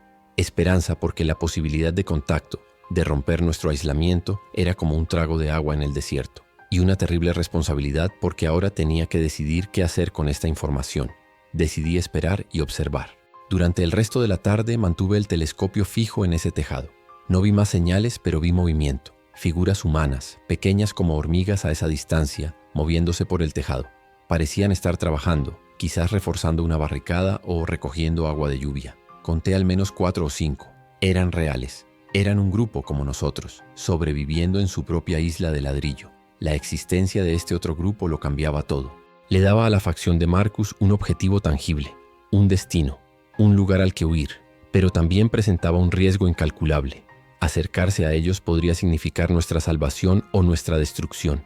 Eran la encarnación de la caja de Pandora. Dentro podría haber esperanza a una muerte aún más rápida y brutal que la que nos esperaba aquí.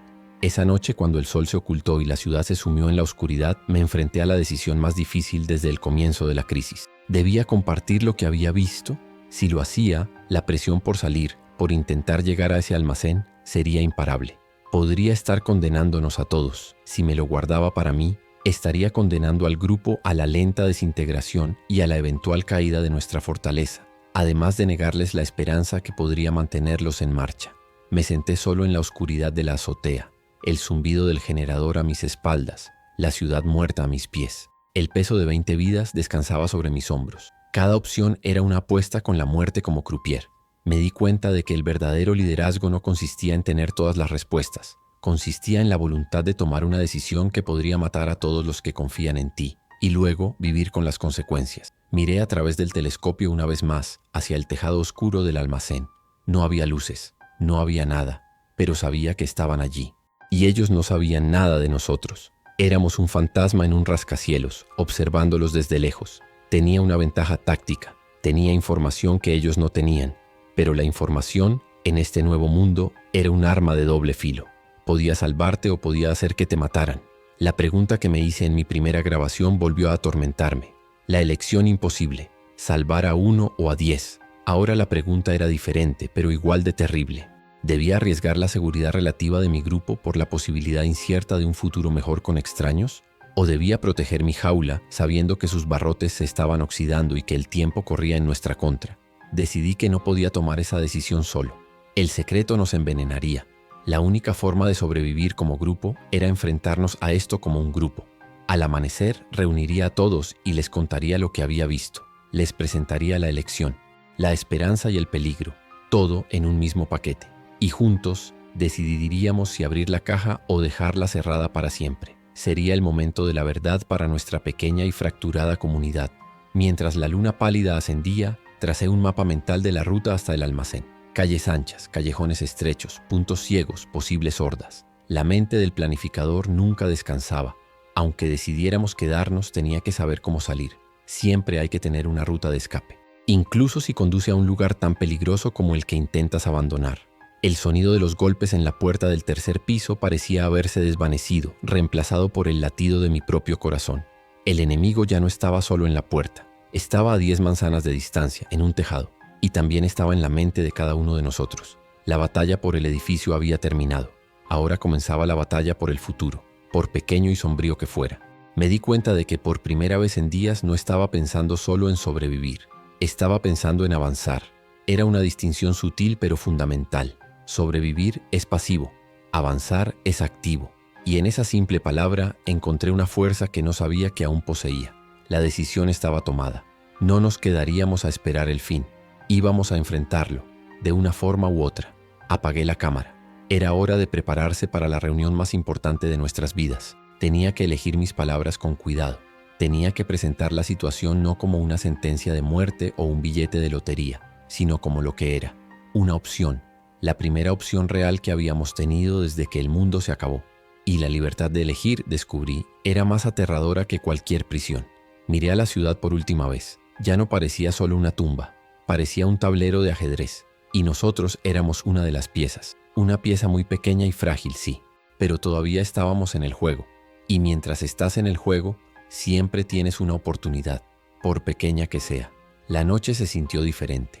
El aire estaba cargado de posibilidades, tanto terribles como esperanzadoras. El silencio de la ciudad ya no era el silencio de la muerte, sino el silencio de la expectación. Algo iba a cambiar, algo tenía que cambiar, y nosotros íbamos a ser los catalizadores de ese cambio. Me pregunté por la gente del tejado. ¿Estarían mirándonos a nosotros? ¿Habrían visto nuestro edificio, una torre oscura y silenciosa, y la habrían descartado como una tumba más? ¿O también estarían debatiendo si arriesgarse a establecer contacto? Éramos dos islas de humanidad separadas por un mar de monstruos, cada una temerosa de la otra, y sin embargo, anhelando la conexión. El cansancio se apoderó de mí, pero esta vez era diferente. No era el agotamiento pesado y sin esperanza de los días anteriores. Era el cansancio de un estratega después de planificar una batalla. Un cansancio con propósito. Me dormí allí mismo, junto al telescopio, bajo las estrellas que nos miraban con fría indiferencia, soñando por primera vez no con el pasado perdido, sino con un futuro incierto y peligroso. El zumbido del generador me pareció por primera vez un sonido de poder, no solo de supervivencia. Era el motor que nos permitía ver, planificar, elegir. Era el corazón de nuestra pequeña ciudadela. Y mientras siguiera latiendo, nosotros también lo haríamos. El destino del grupo ya no estaba solo en mis manos. Pronto estaría en las manos de todos. Y esa idea, aunque aterradora, también era un alivio. La carga por fin sería compartida.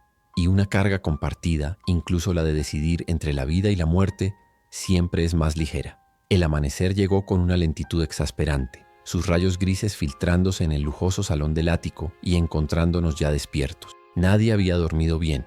La posibilidad, esa pequeña y peligrosa semilla que había plantado, había crecido durante la noche, convirtiéndose en una enredadera de ansiedad y esperanza que nos atrapaba a todos. Reuní al grupo en el centro de la sala.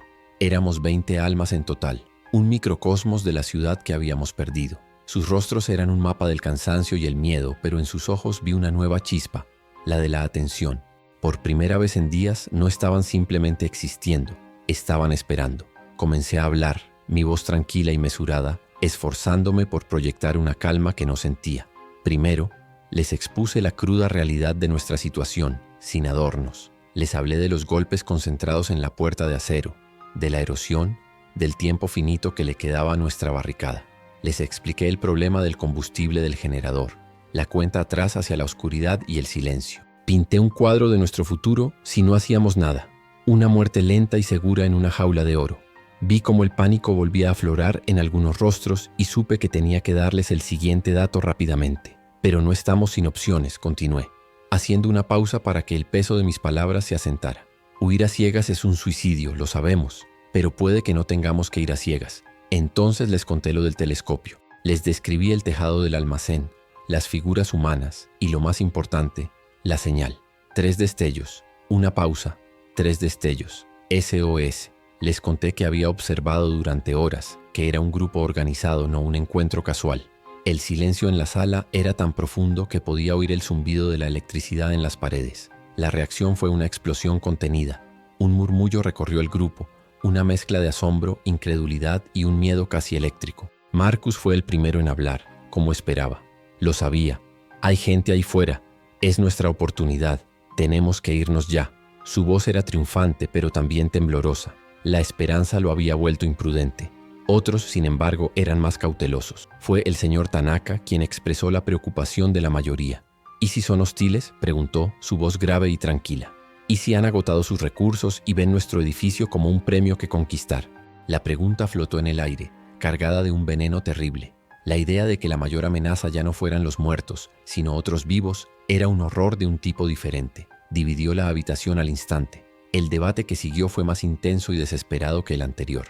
Ya no era una discusión abstracta sobre quedarse o irse. Era una discusión sobre un destino tangible. Un lugar real a 10 manzanas de distancia. Un lugar que podía ser un refugio o una trampa mortal. Las facciones se formaron rápidamente, con argumentos basados en la fe ciega o en el miedo paralizante. Dejé que discutieran durante casi una hora. Necesitaba que todos expusieran sus miedos y sus esperanzas, que sintieran que su voz era escuchada. Era la única manera de que aceptaran una decisión de grupo. Vi cómo las alianzas cambiaban, cómo la gente intentaba convencer a los demás. Rehena abogaba por la cautela, por no arriesgar las vidas que teníamos por una promesa incierta. Leo, para mi sorpresa, se mantuvo en silencio, observando a todos con una intensidad fría, evaluando no los argumentos, sino a las personas que los exponían.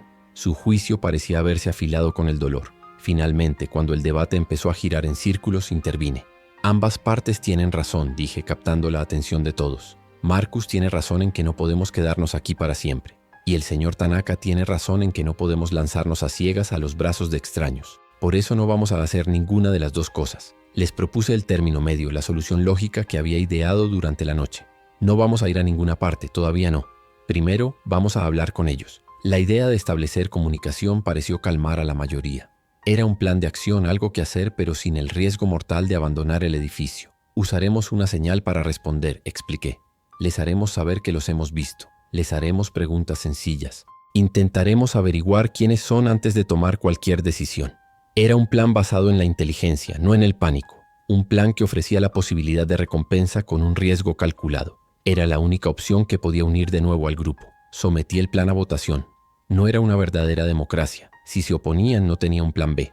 Pero el acto de levantar la mano, de participar en la decisión, era crucial para la moral. El resultado fue casi unánime. 18 a favor de intentar la comunicación. Solo Marcus y uno de sus pocos seguidores se abstuvieron, claramente frustrados por el retraso, pero incapaces de argumentar en contra de la lógica del plan. Por ahora, la unidad se había restaurado. Teníamos una misión. La atmósfera en el ático cambió por completo. La apatía y el miedo fueron reemplazados por una energía febril y llena de propósito. Nos pusimos a trabajar de inmediato. La primera tarea era encontrar el espejo perfecto. Rebuscamos en los apartamentos de lujo y encontramos uno en el baño de la suite principal del ático. Un espejo de maquillaje con un lado de aumento montado sobre un soporte giratorio.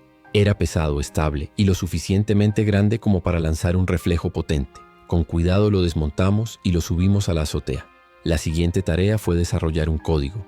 Nos sentamos todos juntos con una pizarra y elaboramos un sistema simple basado en destellos. Un destello corto para sí o afirmativo. 2 destellos cortos para no o negativo. Una serie de destellos largos para pregunta. ¿Es o seguiría siendo nuestra llamada de socorro? Acordamos una secuencia de preguntas iniciales. ¿Son amistosos? ¿Necesitan ayuda? ¿Cuántos son? Cada pregunta se repetiría 3 veces para asegurar que fuera vista. Era rudimentario, pero era un lenguaje. El plan nos dio algo en lo que centrarnos además de nuestro propio miedo. Vi a gente que apenas se había hablado en días trabajando junta, discutiendo la mejor manera de angular el espejo, el mejor momento del día para la señalización. Incluso Marcus participó, su mente lógica resultando útil para simplificar el código. Por unas horas no éramos un grupo de extraños atrapados en una catástrofe. Éramos un equipo. Estábamos recuperando una pequeña parte de la civilización que habíamos perdido, la cooperación. Decidimos que el mejor momento para enviar la señal sería el día siguiente, a mediodía, cuando el sol estuviera en su punto más alto y fuerte. Esto nos dio tiempo para prepararnos y ensayar. Subimos a la azotea y practicamos. Leo, con su calma y sus manos firmes, fue la elección obvia para ser el señalizador.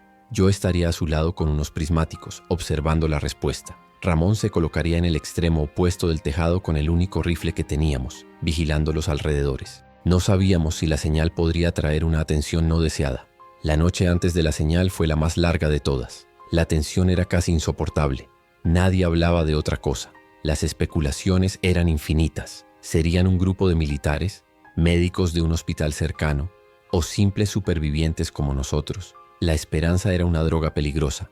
Vi cómo la gente empezaba a soñar despierta, a imaginar un futuro más allá de nuestras paredes. Tuve que recordarles que mantuvieran las expectativas bajas. Pase lo que pase mañana. Nada cambia aquí. Seguimos en nuestro refugio, seguimos con nuestras reglas, les advertí. Al día siguiente el cielo estaba despejado, un azul brillante y cruel. Era un día perfecto para la señal. A las 11:45 el equipo designado subió a la azotea. El resto del grupo observaba desde las ventanas del ático, con los rostros pegados al cristal. El viento soplaba fuerte a esa altura, un sonido constante que se llevaba las palabras. Nos comunicábamos con señales de mano. El aire olía limpio, altura, un contraste brutal con el hedor a muerte que a veces subía desde las calles. Nos colocamos en posición. Leo se arrodilló detrás del espejo, ajustando el ángulo para captar el sol. Yo me tumbé a su lado con los prismáticos apoyados en un pequeño saco de arena para estabilizarlos, enfocados en el tejado del almacén. Ramón estaba en su puesto, un punto oscuro y vigilante contra el cielo azul. Esperamos a que el reloj marcara exactamente las 12:00. El silencio entre nosotros era absoluto, lleno de 1.000.000 de posibilidades. Mi corazón latía con la fuerza de un martillo contra un yunque. Ahora, dije en voz baja. Leo no necesitó más. Con un movimiento preciso, inclinó el espejo, enviando un potente rayo de luz a través de la ciudad. Lo mantuvo durante un segundo y luego lo cortó. Un destello largo. Pregunta. Repitió la secuencia 2 veces más. Luego comenzó con la primera pregunta, deletreando «¿Amistosos?», con una serie de destellos cortos y largos, un improvisado código Morse que habíamos diseñado. El pequeño espejo en sus manos parecía el arma más poderosa del mundo. Cuando terminó, comenzó la espera. El silencio en la azotea se hizo aún más pesado. Todos contuvimos la respiración. Mis ojos, a través de los prismáticos, no se apartaban del tejado de ladrillo rojo. Estaba tan concentrado que sentía el pulso en mis sienes. Pasaron 30 segundos, 1 minuto, nada. La duda empezó a filtrarse. ¿Nos habrían visto? ¿Estarían allí siquiera? ¿Fue toda una alucinación, un producto de mi mente desesperada? Miré a Leo. Su rostro estaba impasible, pero vi una gota de sudor recorrer su sien. 2 minutos. La esperanza empezó a desvanecerse, reemplazada por una amarga decepción. El grupo detrás de las ventanas del ático debió de sentirlo también.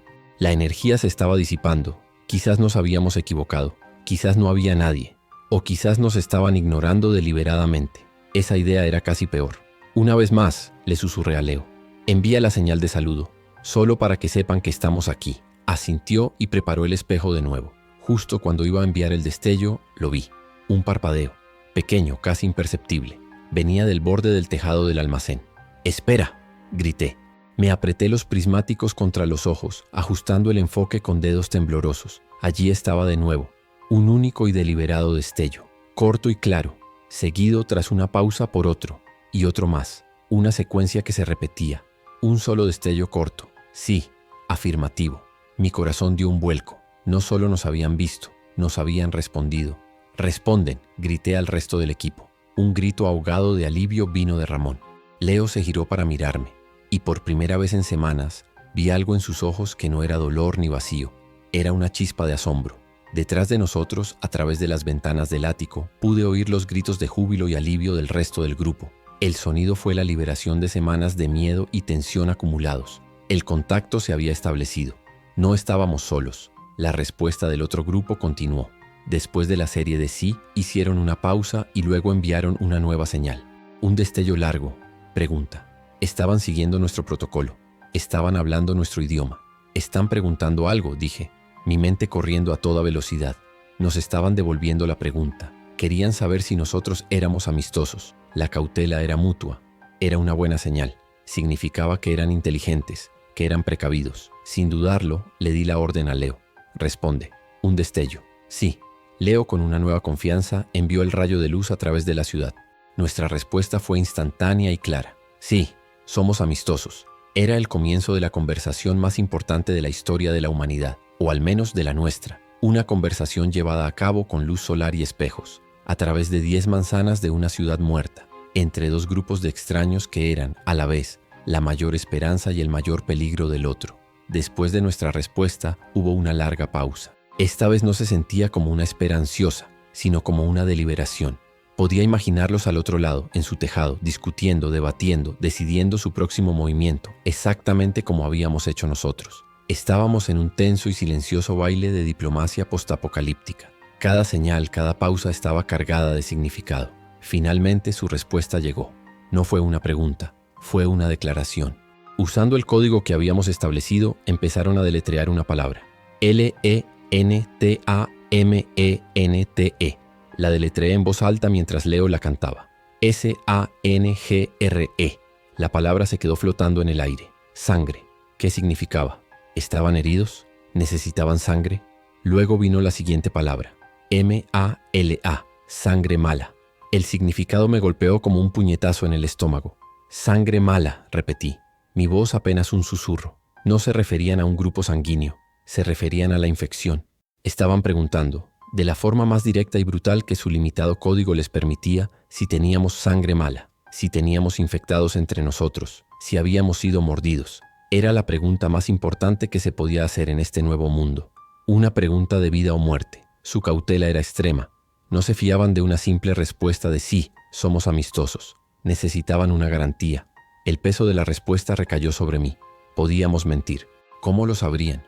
Pero mentir sentaría las bases de una relación construida sobre el engaño. Si alguna vez nos encontráramos, la verdad saldría a la luz, con consecuencias potencialmente mortales. Teníamos que ser honestos. Era la única manera de construir confianza. Responde, le dije a Leo.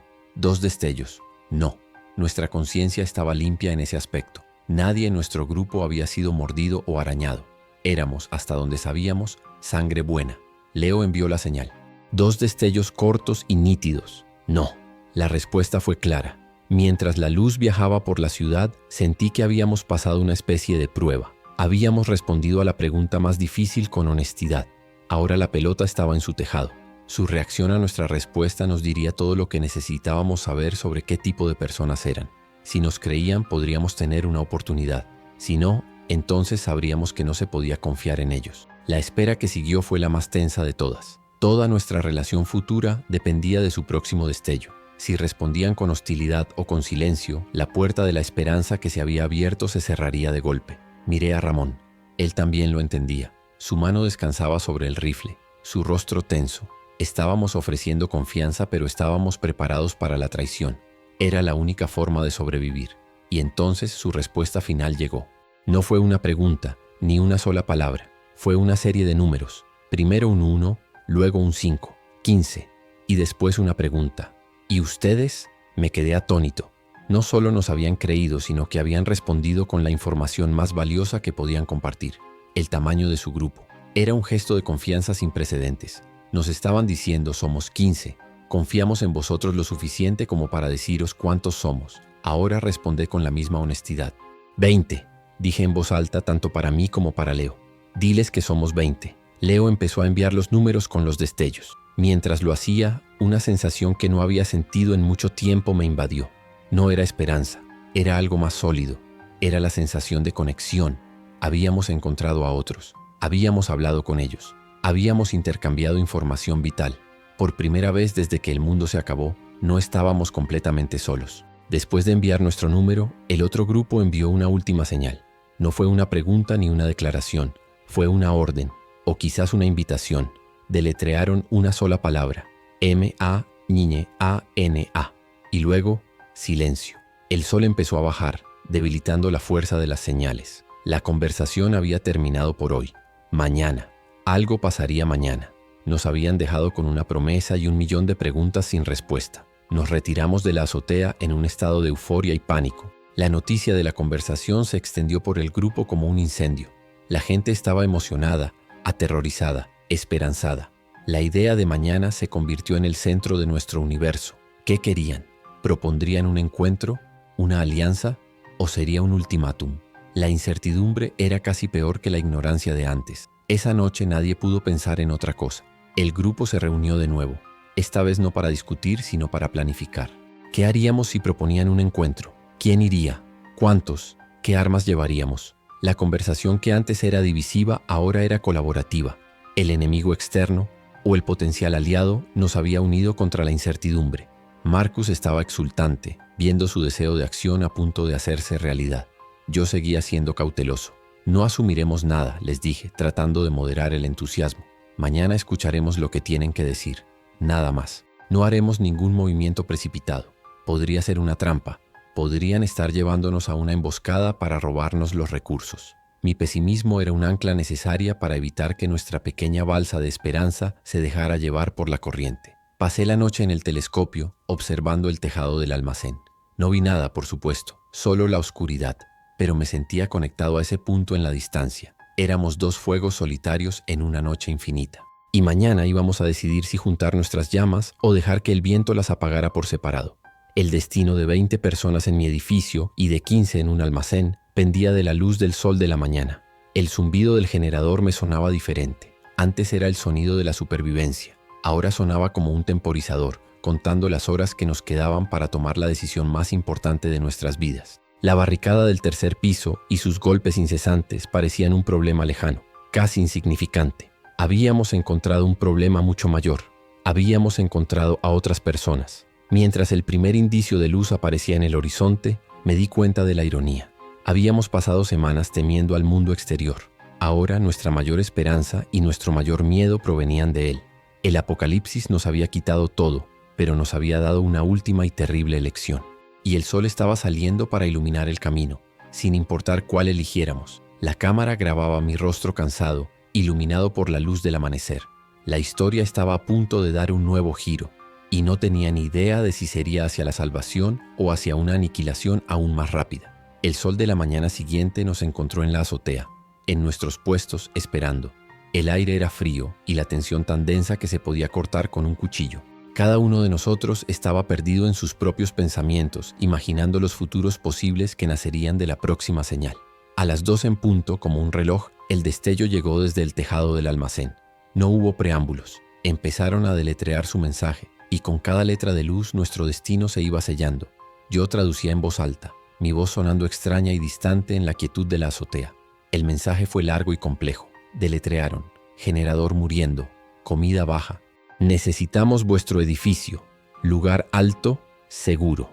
Hubo una pausa y sentí un nudo de hielo en el estómago. Sabía lo que venía después. Ofrecemos unión, juntos más fuertes.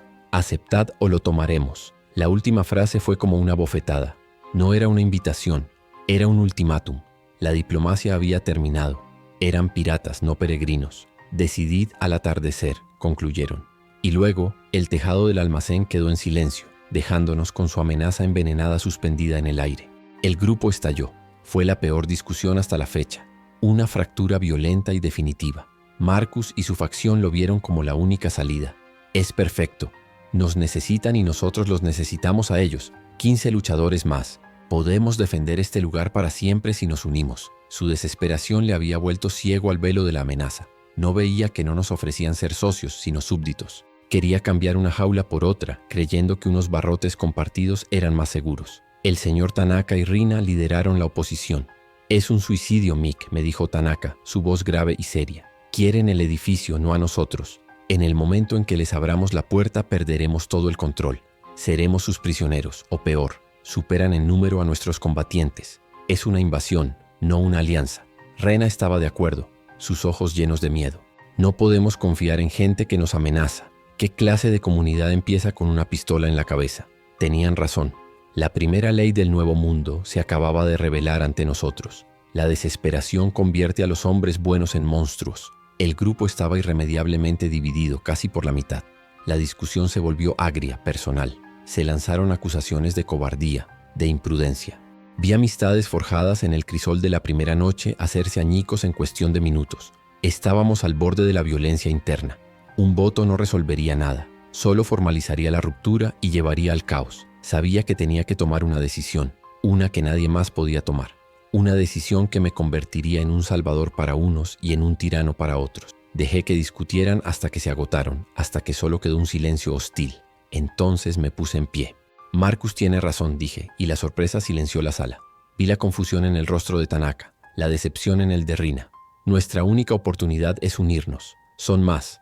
Tienen experiencia. Negarnos es declarar una guerra que no podemos ganar. Aceptaremos su oferta». Anuncié la decisión con una autoridad que no sentía, una mentira que me costó un pedazo del alma. «Al atardecer les daremos la señal de que aceptamos. Preparen todo para recibirlos». La facción de Marcus estalló en vítores de alivio. Los demás me miraban con una mezcla de traición y resignación.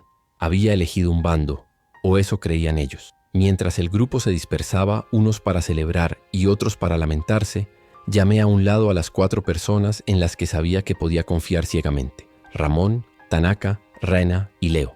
Los llevé a una habitación pequeña, lejos de los oídos de los demás. Sus rostros eran máscaras de confusión y dolor.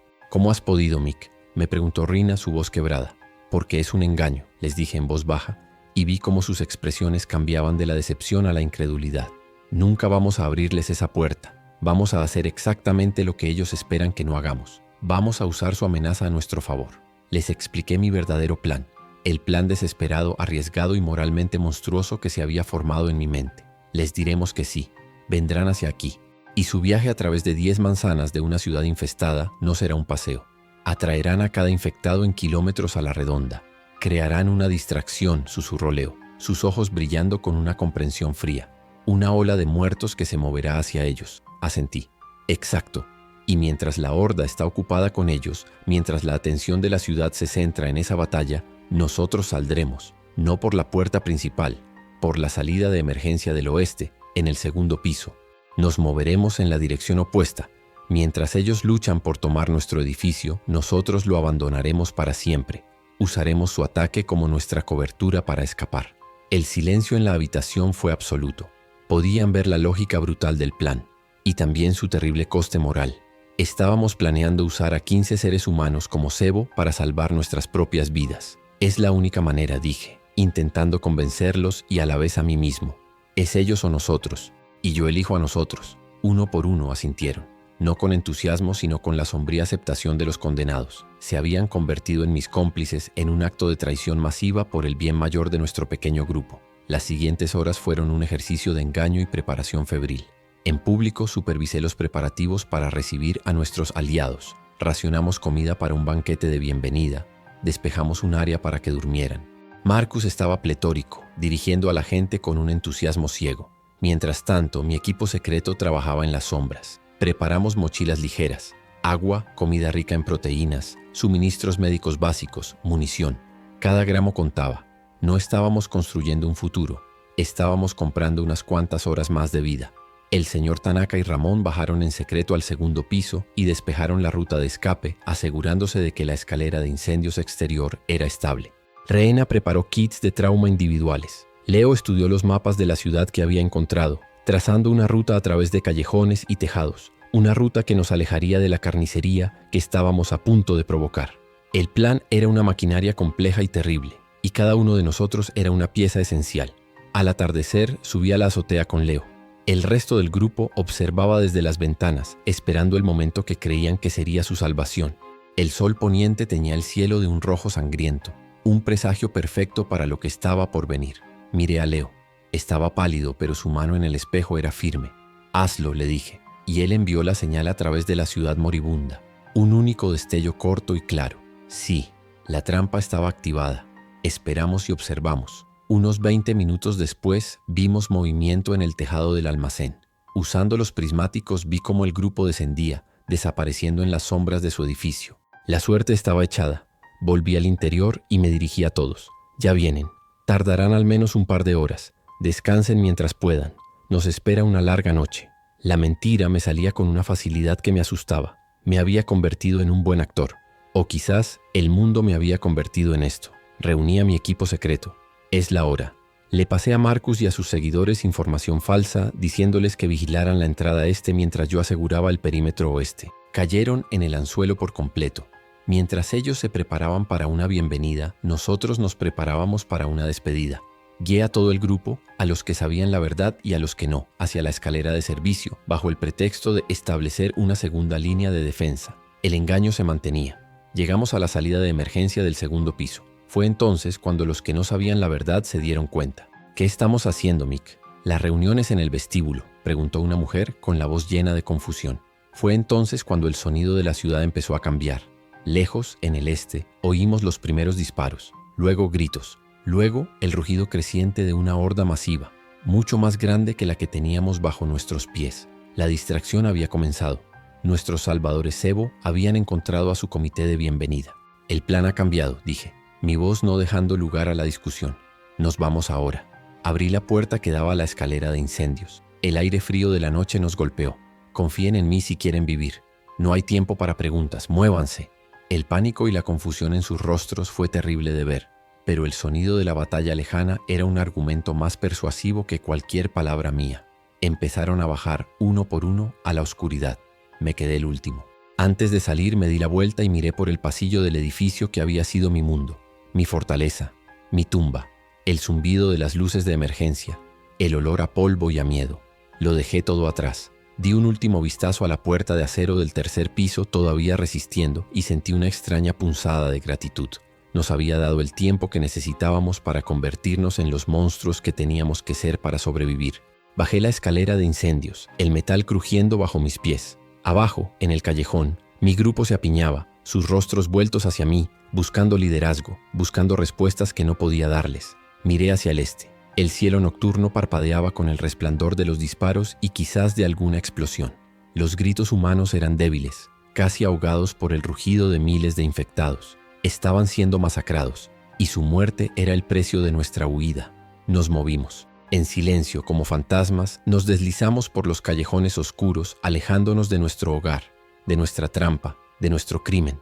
Cada paso nos llevaba más lejos de la seguridad y más adentro del corazón del nuevo mundo. Ya no éramos los reyes de un castillo, éramos nómadas, cazadores, presas. Éramos libres, de la forma más aterradora posible. El edificio desapareció detrás de nosotros, convirtiéndose en otra silueta sin nombre en un horizonte de muerte. Ahora estoy aquí, un par de días después, escondido en el sótano de una biblioteca abandonada. El generador de la cámara se está muriendo. Este será el último registro. Hemos sobrevivido, todos nosotros, los 20. Pero no somos las mismas personas que subieron a esa azotea. La mentira que conté nos salvó, pero nos fracturó para siempre. Algunos me miran como un líder, otros como un monstruo. Quizás ambos tengan razón. Para sobrevivir en este mundo, no puedes limitarte a luchar contra los monstruos que hay fuera. Tienes que enfrentarte al monstruo que llevas dentro, el que está dispuesto a sacrificar a 15 extraños para salvar a los tuyos. Dejé de ser el guardián de un edificio para convertirme en el pastor de un rebaño, guiándolo a través de un mundo de lobos. Y para salvar a mis ovejas, acabo de llevar a otro rebaño al matadero. No sé si alguna vez podré vivir con ello, pero, al menos por ahora, viviré.